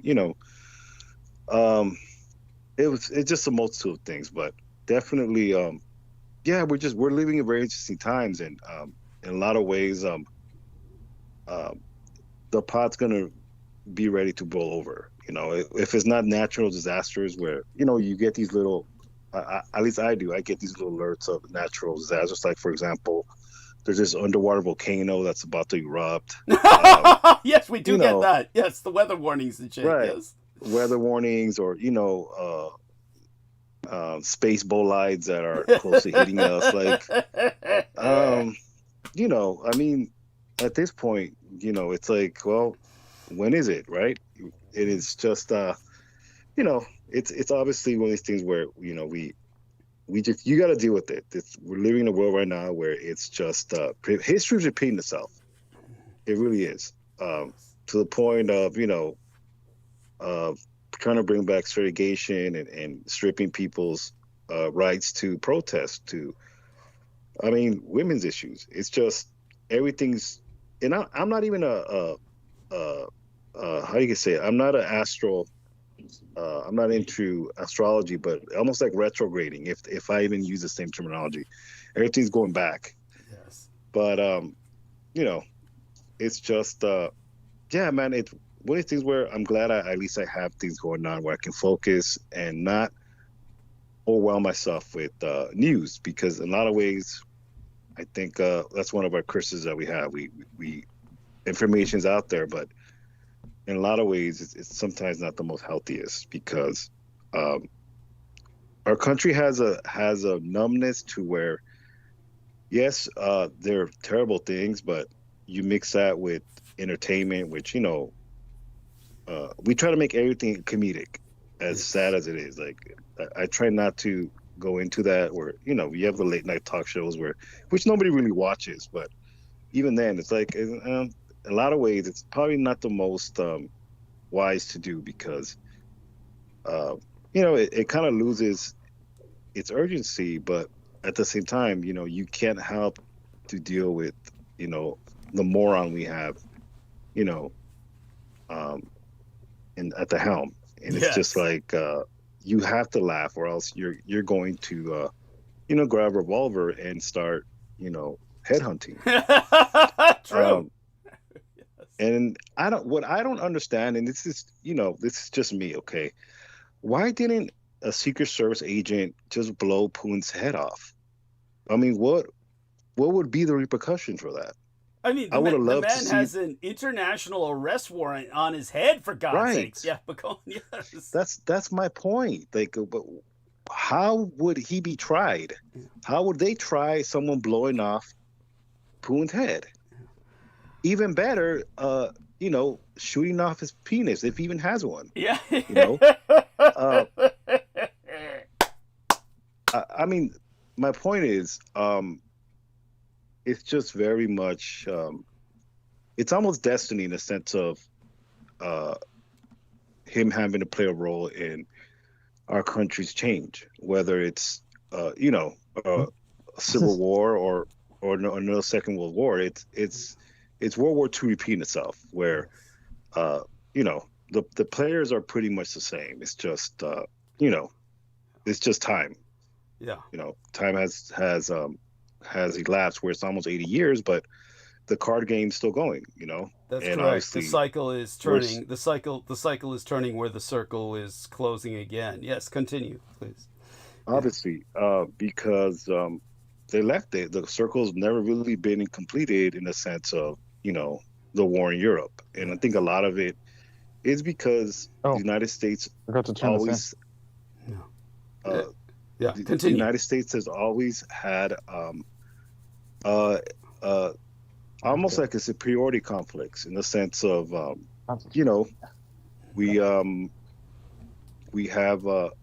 we never really felt like we were good enough for Europe. So I think a lot of ways you know, that circle is coming back. Obviously, with what you talked about with Ukraine. So Thank you. in the connection with the Third Reich, in that, you know, the Ukrainians did what they did because they were starved to death. And Yes. in other words, there were many Holocausts during World War II. It's just a certain group wants to monopolize their suffering. We're the only ones that should be recognized, right? That's what their desire is. That's quite true. What Sammy is alluding to is the fact that the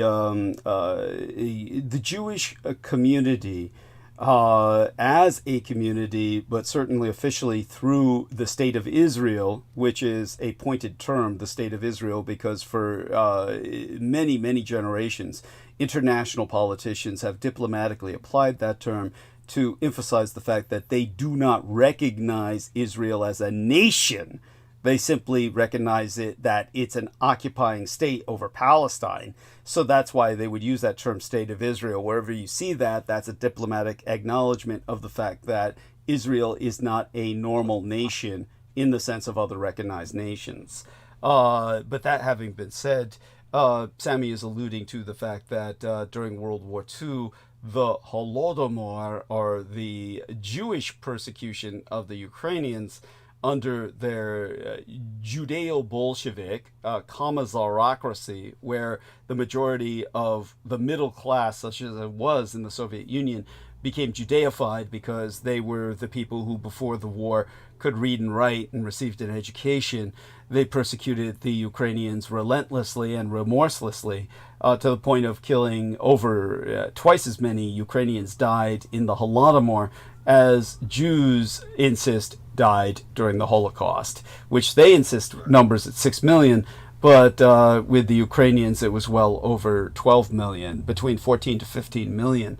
And so they sided with the Reich in World War II, and that's what Putin insists, is that they're fighting to destroy Ukraine as an entity because it's a Nazi entity. That's Putin's position.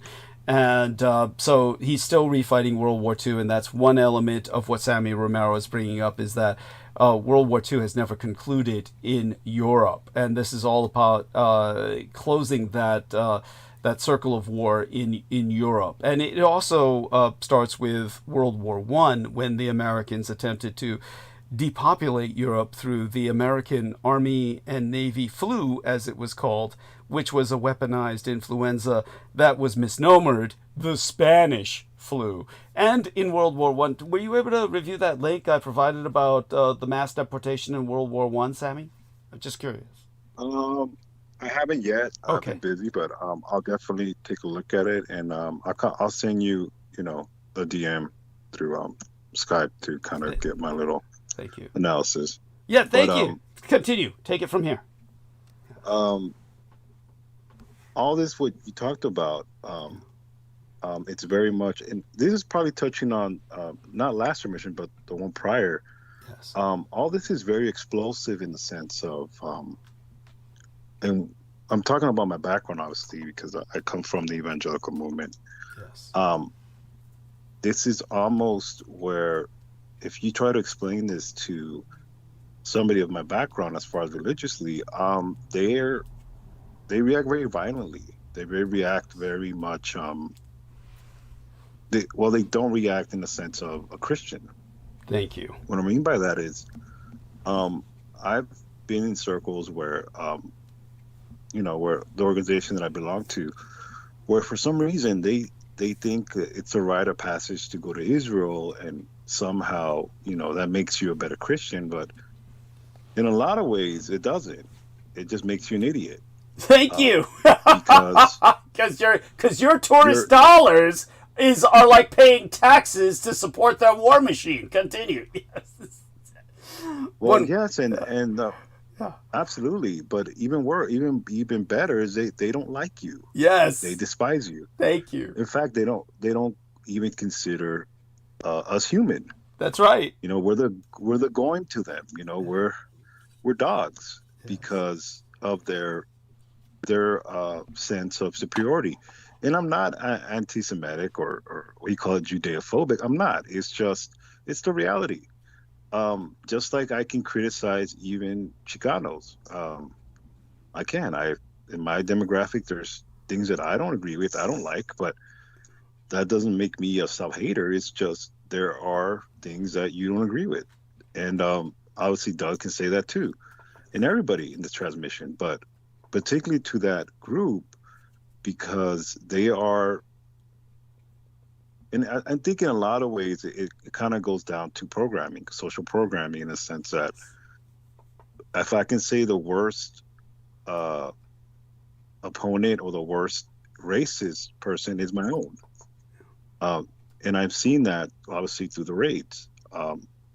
It's almost where it's even worse when it's your own people that look like you. It doesn't matter if, quote unquote, on paper they have a number that validates their citizenship.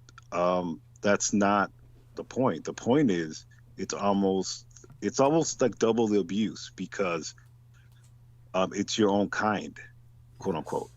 And it's almost where I've had to correct people, even in religion, where they try to portray, God as, a white man with, bleach blonde hair and with some type of robe, like in heaven, but it's a big white man. That's God. I've had to say, can you please? I don't subscribe to that propaganda. I don't. It's like Holly telling Amy Cuomo, "Wow, Amy, you're very well spoken." I don't think they would do that to each other. Why? Because socially, they're in their world. Who does that? And I'm trying to break that down in a sense. It's like Doug. Doug does not sound like an average Asian that I worked with. He actually has a personality. He can laugh at himself. He's not socially awkward, or even when the Asians that I've talked to that try to portray the Asians. I mean, to be honest with you, I know I'm going off the tangent here, but it's almost where, in a lot of ways, when I've dealt with Asians, they kind of move to the stereotypical Asian, where you're dorky, you're quiet, and especially with Hispanics, Hispanics are we're very jokey in a sense of teasing. It's just what it is. But I say this to say this. Back to the J people. They're at fault because if you notice, there's no J organizations trying to stop the raids. That's right. I don't see in any of them saying, we stand with you. Here's some funding. Nothing. That's right. There's not out a peep out of them. No. I mean, it's not that they don't have any outlets. They practically own all of them. Yes. Thank you. I mean, that can't be it. It's not like they don't have the financial resources. They own those too. Thank you. They have their own state that was provided by the one person that they tried to villainize, Adolf Hitler. Thank you. They forget about the Havara Agreement. They forget about all these things in place where, and let me say that for the people in the back, a person that is civilized, that can actually govern.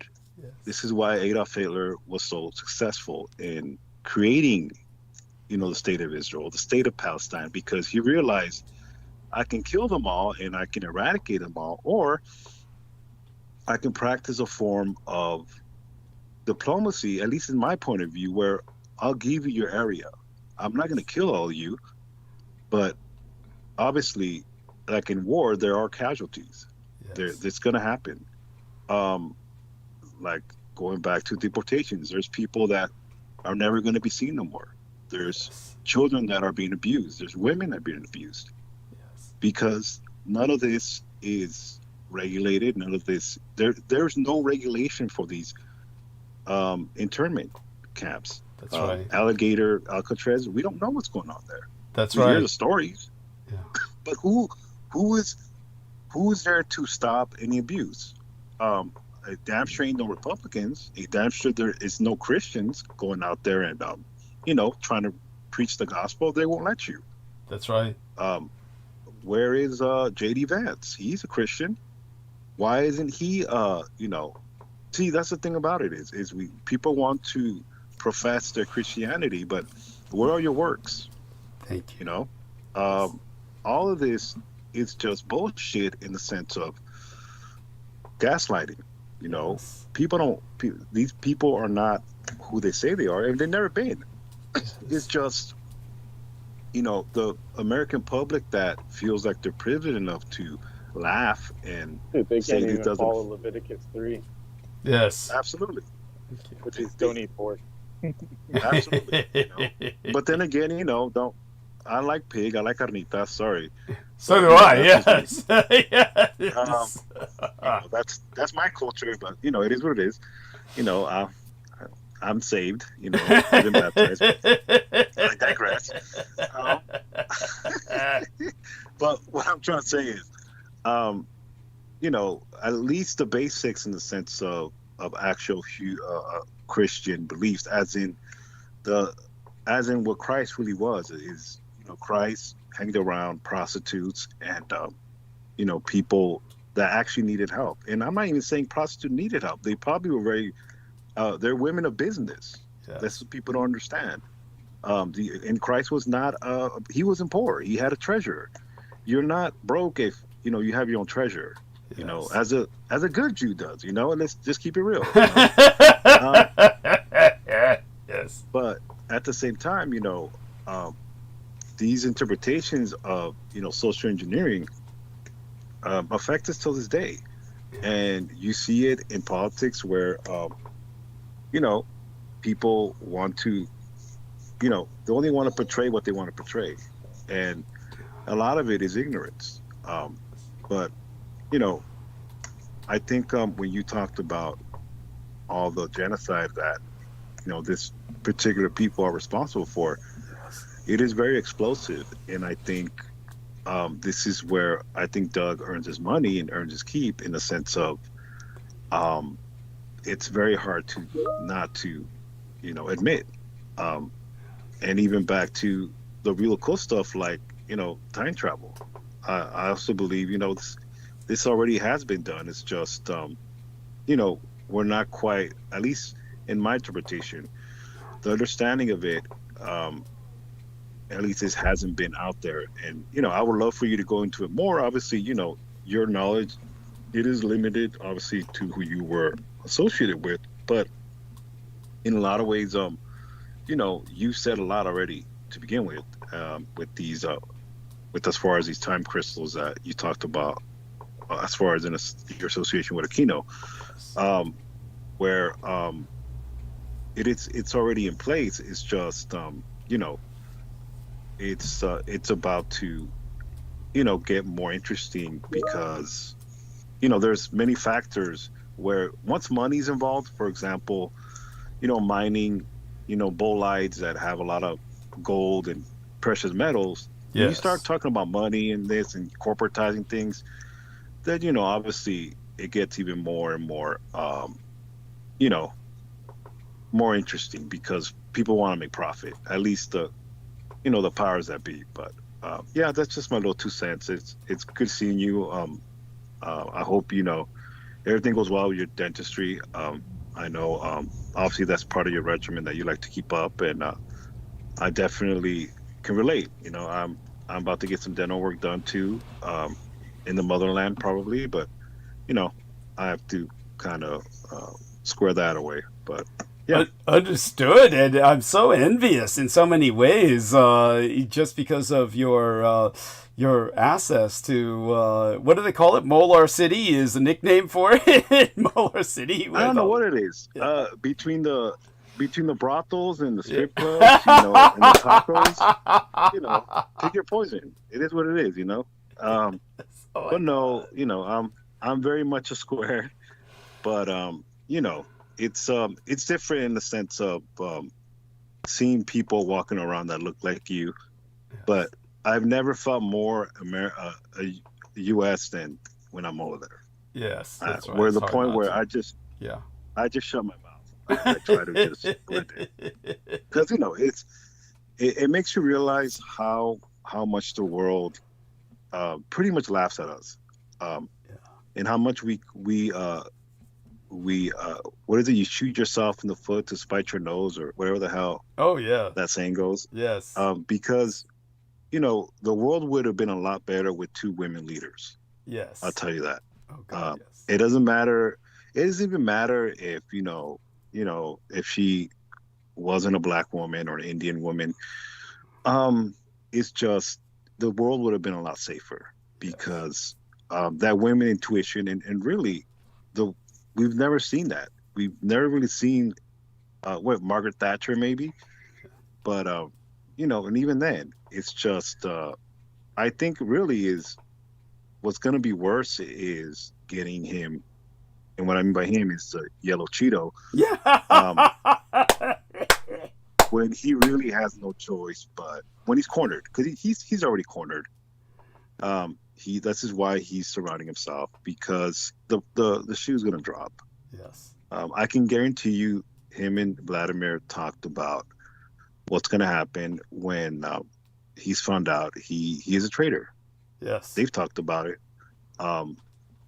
Definitely, they've talked about it because even a man like him needs reassurance, and that's really what it was. That meeting in Alaska is reassurance. Yes. Where pretty much, are you going to let me be in Russia if shit hits the fan? Am I going to have a plane in Russia? Good or am point. I going to have excellent asylum? Excellent observation. Very astute. Continue. Yes, because one of the things is Mr. Trump is he's always skipped on his creditors. Yes. And the biggest creditor is the U.S. public right now. What he's doing. That's right. Think about it, $30,000 bonus to sign up for ICE. But we have teachers, we have nurses, we have all these people that could use that money to forget the financing and just the morale. The morale of our teachers, the morale of nurses, the morale of, these people that, that really are a backbone. And honestly, just the system, period. This is pretty much the rape of what's left. Absolutely. And, one of the things that Donald did was he did talk to Vlad. This is just me in my intuition. He talked about it. Yeah. Where I'm going to need you to have a jet for me, whether you threaten us with nukes, for I can, be in Russia.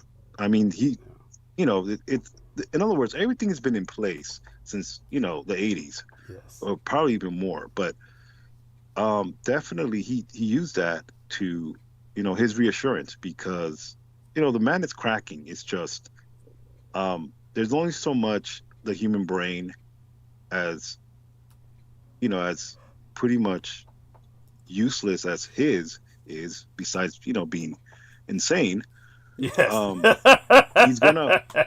He's gonna want reassurance that, his daddy is going to back him up, because obviously his biological daddy's dead. Yes. that paid for his lifestyle, but obviously he needs a daddy, because if you see Trump when Vladimir was walking towards him, he was clapping like a seal. Disgusting. Oh, it's awful. Clapping like a seal with a big smile. Just, he might as well, have his he might as well have been on his knees opening his mouth. Okay. Yes. And this is somebody that wants to exude dominance, but it's like, it's pathetic, because, I mean, it's the best way to put it. Okay. Where, it's almost laughable, and really the country's numbed, because, in a lot of ways, our propaganda and people that, should not really be speaking are, and, it is what it is. Everybody has a platform now, and unfortunately, the pot's going to boil over. And, I think everything that I've, quote unquote, I wouldn't say I predicted. It's basics. It's really basic. has happened.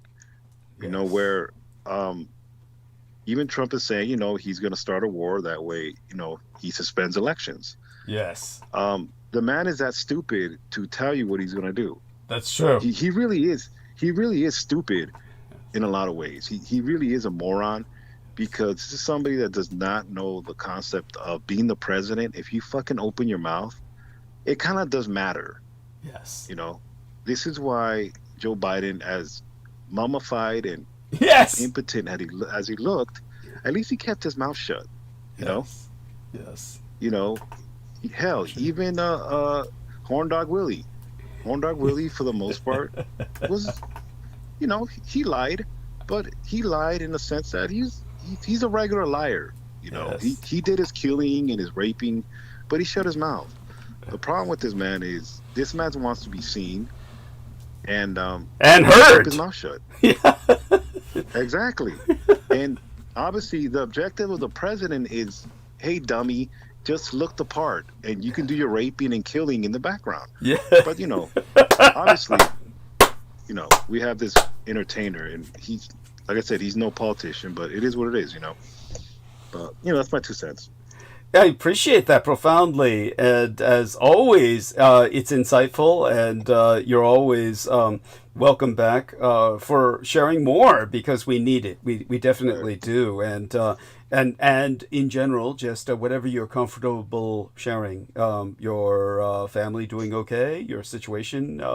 Any updates? Yes. Yeah. Honestly, just doing the daddy thing. This, you know, I can try to find space to at least interact with, you know, this Team Dietrich. It's just being a dad. It's, you know, it's definitely a career. I can't even call it a job. It's an actual career that It's so it true. never ends. Oh God, yes. And on top of that, obviously, I'm a husband. So, you know, that, you know, that's, you know, I'm in Pelican Bay, and sometimes I feel like that. But that's a joke. I kid. But no, it's just, it's commitment. It's definitely, Yes. when you do your vows and marriage, it's nowhere in the vows says, you know, happiness. That happiness has to come from you. You know, you have to exude happiness. It's true. You have to, you know, if you don't have happiness, if you don't have love, then you cannot love somebody. So I love myself to obviously love my wife. So that's obvious. But, you know, like anything, you love somebody, you know, you sometimes get on your nerves, and, you know, you want to, you know, run away. But, you know, that's just because you love them and you care. And, you know, that's normal. And, you know, in a lot of ways, you know, I also, I can't help to think of how blessed I am. And you have to remind yourself, and you have to center yourself. And even in this bullshit world that we live in, that at the end of the day, we're not really in control. You know, Doug can wake up tomorrow with the toothache and says, you know, let me turn on the Valtarka and kill everybody. You know, but that can happen. I'm not saying, you know, I hope he doesn't, but like I said, you know, I hope that doesn't. But in other words, you know, there's many calamities, and if you start thinking that way, then, you know, you might as well just start digging, right? Yes. But you know, I definitely, you know, it's just, it is what it is. You know, life has to move on. But you know, just a quick shout out to Brooke. I know you talked to her, and, you know, and like I said, even someone like her, which, you know, Team Dietrich misses, you know, she is entertaining, and, you know, even the people that were associated, which I'm glad they're gone, because, you know, their platform is not necessarily, it was starting to become Jay Springer, okay? You had people that really did not belong here, okay? I remember Joe Ty be one of them that Joe Ty really triggered you to, you know, I felt like you were gonna get a samurai sword and stab him in the throat, because that man really triggered you. And I've noticed you don't have a lot of Asians on your platform, and for him to, you know, you really wanted to strangle him. There's been a couple of times where, and I don't blame you. He's Well, it's like every Asian that's come on has been a total. No, you're right. Sketch. Piece of shit. But there's been times where Joe Ty really did kill the vibe. Where Doug had a whole women panel and they're vibing, and Joe Ty would say some bullshit, and Doug wanted to strangle him, and I've never seen Doug that pissed off. But it's almost like Doug wanted him to jump off a bridge. But I do remember, Joe Ty mentioning that stupid college, Princeton or something like Yes. that, and Yes. and he had Peter Moon almost get a hard on. That's right. Mentioning Yes. Princeton, but it is what it is. Peter orgasmed. Yeah. Princeton. Yeah. Yes. He was so impressed. Stupid fuck. Yes. Oh my God. And Sammy, of course, would try and help to calm me down, but I was doing it to myself just by asking questions. Like Sammy said, Doug, stop asking him questions. It was that because No, and yeah. exactly. Yeah. Exactly. You really wanted to kill him, and I'm like, man, I've never seen you being triggered that way. But it's almost like you wanted to even jump off a bridge, like. But it is what it is. People do what they do. But it was starting to become Jay Springer, and honestly, other people were still talking to him even after all these years. We found out. Yes. Right. That's right. And why? Right. What would they get out of it? But yes, go on. No idea. No, I mean, in a lot of ways, we literally had therapy sessions with Brooke, and Brooke is a sweetheart, but it was starting to become Jerry Springer, and obviously what happened to her with that situation with Douglas effect, it probably didn't help either. The hurricane yes. Versary, the apocalypse versary is coming up. Yes. And there was a hurricane off the coast again.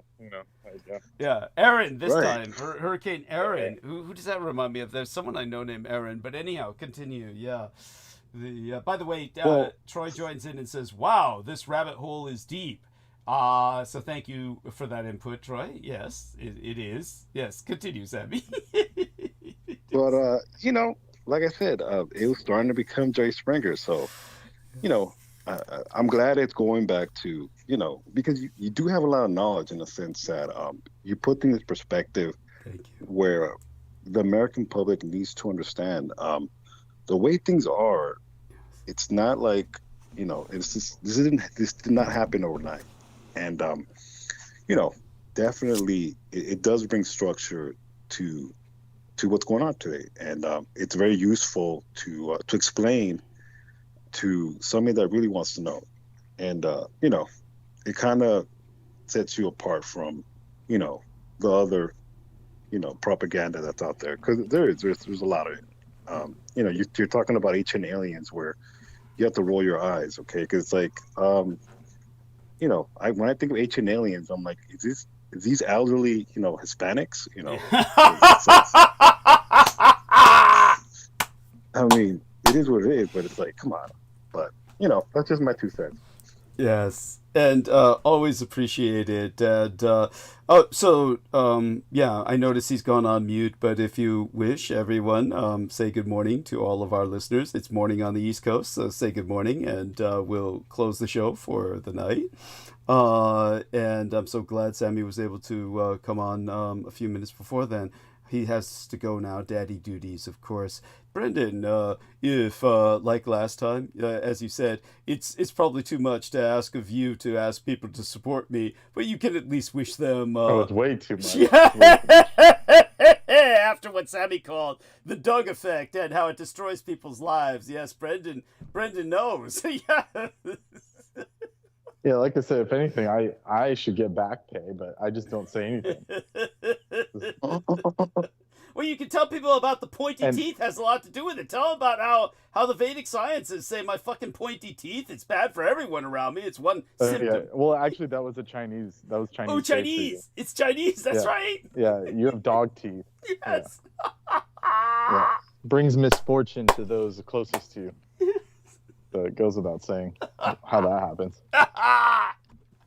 But I didn't want to trigger you more, but I was going to tell him, it's like, you should have seen, if you think Joe Tai was bad, you should have seen the Daryl Hamamoto incident. Oh, God, that's right. That's right. Yeah, if you really want to trigger Doug out. You know what? When Brandon said every Asian that's been on the show has been a piece of shit, I couldn't consciously think of who else he was talking about. now that he's brought up the Well, there's name, only been a couple. it's been so rare. But now that he brought up the name Daryl Hamamoto, it was like I had it walled away. I literally had that compartmentalized. But if you remember when you brought on Joe Tai, I said, dude, every time you bring on Asians, it's an attack. Like he's an asset. It's true. And then look what happened. You know. Oh God! Well, so many of them were. It's like when there might have been another one that I just, like you said, we just deleted. I don't even remember them. Yeah. And if so, we did so with good cause. No, but Daryl Hamamoto was, what a piece of garbage. These people truly are assigned. And that was one of the few Revolution radios that I heard live. Yeah. That word was like a big episode. Yeah, and it was. I remember all that. He was weird. Oh, to say the least. Well, it's like it started off good, creepy. and then all of a sudden, he like at the last minute pulls like a 180. Yeah. Right, but wasn't his academic pursuit something really strange? Sexual themes in reality shows. Yes. Like that. I mean, it was that bad. No, it was human sexuality. No, in media though, or something. In television. It was just he's just a pervert, and he was academically rationalizing his perversion and very arrogant with it. Yeah. Because he was academic. Yeah. The whole remember, he was barred from all of his universities, and he was barred from teaching. So that's how he ended up on Revolution Radio. Yeah, that's right. On the show. Yeah. That's right. That was a strange chapter. But I gotta go. Thank you so much. Thank you, you guys, and thank you, Douglas, 10,000 times. Well, do ask for people to talk support to you myself, Sunday. Holly. You can do that, Brendan. Well, but you. I will. And folks, please support this unique informational portal. Thank you, honey. And a vortex. Yeah, if I may. Of its own. Definite vortex, dude. Love you, honey. Okay. Thank you. Love you all. Okay. Thank you. Bye. Yes. Okay, Heather, you're welcome to say whatever comes to your mind. Yeah, like I'm not against it, but it's just, it just gets to the point where it's like a telethon. You remember those back in the day? How can I forget? So it's like they always kind of rub me the wrong way. Understood. Like from viewers like you. Nevertheless, it's what we have to do. Heather, I'll leave it to you. Yes, thank you, Heather. You don't need to type it; just say it. Oh well, I just had a thought in my head when I was watching some TV earlier this week. And after the Crusades, how there was the Black Madonna all over Europe. Mm-hmm. And I thought to myself, what if the Catholic Church venerates the Virgin Mary holding Jesus, but is it conceivable that it was Mary Magdalene holding the offspring of Jesus? And that is the Holy Grail, and the message is, we will find you and we'll never forget who you are. Wow.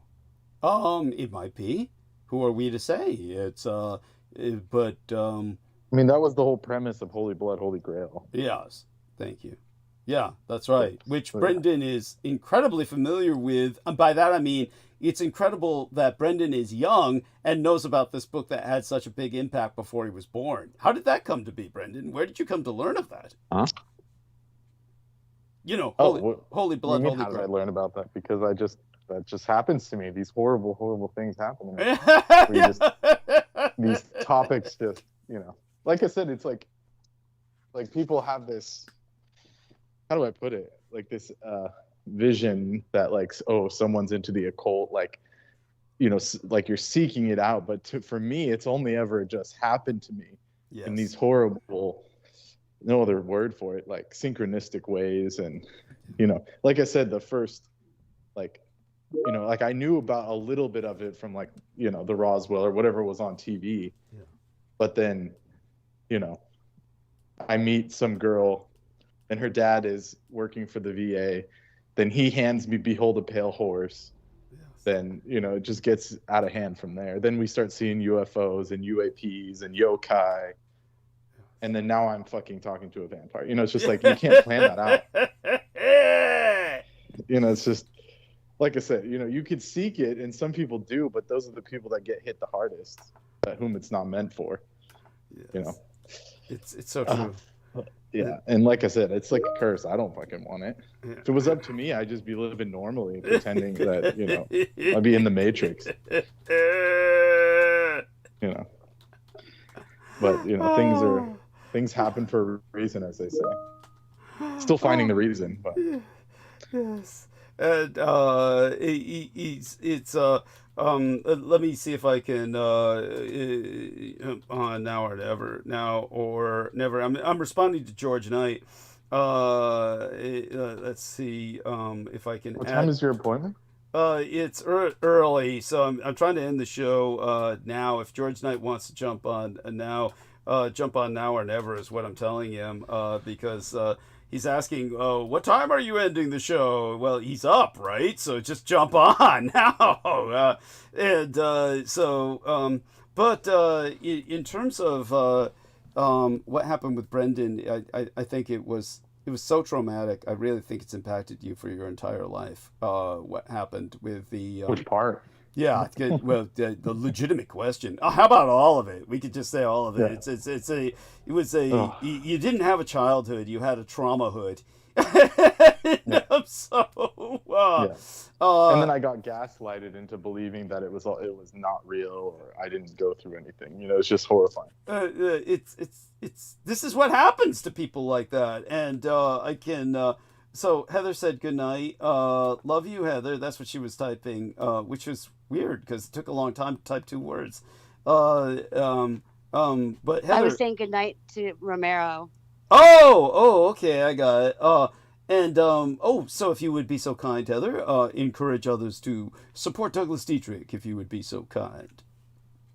Okay, remember everyone that Douglas is all listener supported, so he needs your donations every month to be able to do these shows and to bring you all the content. And so he doesn't have to sell crypto, fake crypto. So he doesn't have to sell crypto. Thank you, Vin. Yeah. So if you can go to the link on the video, there's a PayPal link. If you could just make a donation, anything is fine. But if you haven't donated, it's a good thing to do, even if it's just for once.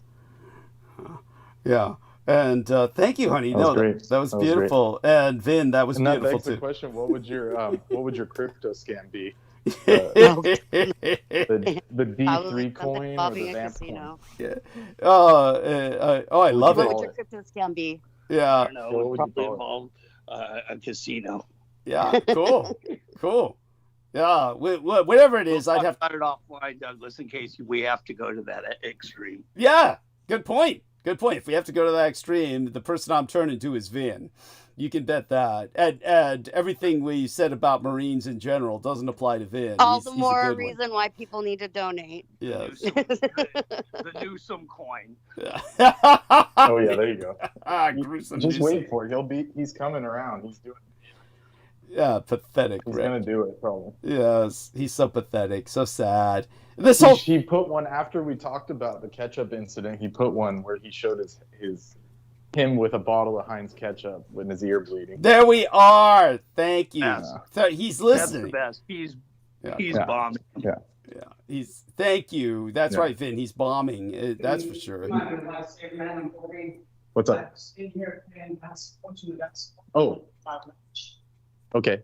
Well, I just cleaned this whole thing. Do you know where it would be at? Okay. There you go. Work. God damn. That's is that one a part of the team? Well, here you could check it out, and there are cameras in there. So, if you have to, you can talk to admin. Cool. They got cameras. Well, you can check it out. I just swept. That was it. All right. Yeah. Cool. Sorry, cool. No, that's cool. That's is that a regular member of the crew or some other weird person? Oh no, this was admin. So I'll tell you in a bit. Okay, we can find out later. Yeah. So Aristides, if you're with us, you can come on to say goodnight. Otherwise, no worries. And I understand it if he doesn't come on. But there we are, dear man. I could say goodnight. Yeah, great. Yeah. Thank you. Appreciate that. Love you Yeah, dearly. that's about it. That's Yeah. about all I'm good for. But yeah, good night. He's alive. He's alive. Yep. Yeah. I'm listening here. I'm zoning in and out, whatever, doing stuff. Yeah. The contribution link is in the chat.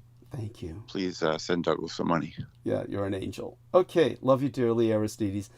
And okay, so everyone, thank you so much, and for everybody out there, let's take a look at final look in the chat. You got it? Yeah, and Got it? Okay, cool. yeah, and so oops, Yeah, no worries. just hit something that's going to end the call. Sammy says goodnight, Heather. Sammy said goodnight, Heather, to you. So if this call drops, just be prepared. Okay, so I'm leaving the call. And we're going to stop streaming. Everybody who's out there, my love unto all of you who support myself, and my best wishes to all of you. Join us back again on Saturday night, Sunday, I mean to say. Jesus, I'm so out of it. Okay, so I'm going to get ready to retreat into slumber and get prepared to see my dentist tomorrow. I'll let you know about misadventures that I've had throughout the week on Sunday night when we return, and I'm more in a mood to loll around like that. And for now, just understand how important it is that we make the rent this month, and I'll need everyone to contribute $100 if you can, half $100 if you can't, and just do it. And that way we can get everyone to bring me over the finish line and keep me from becoming just another homeless veteran. Okay then, blessed be, and we'll be back. I'm ending stream. Okay, pressing that end button. Ooh. Okay. Oh, let me get this.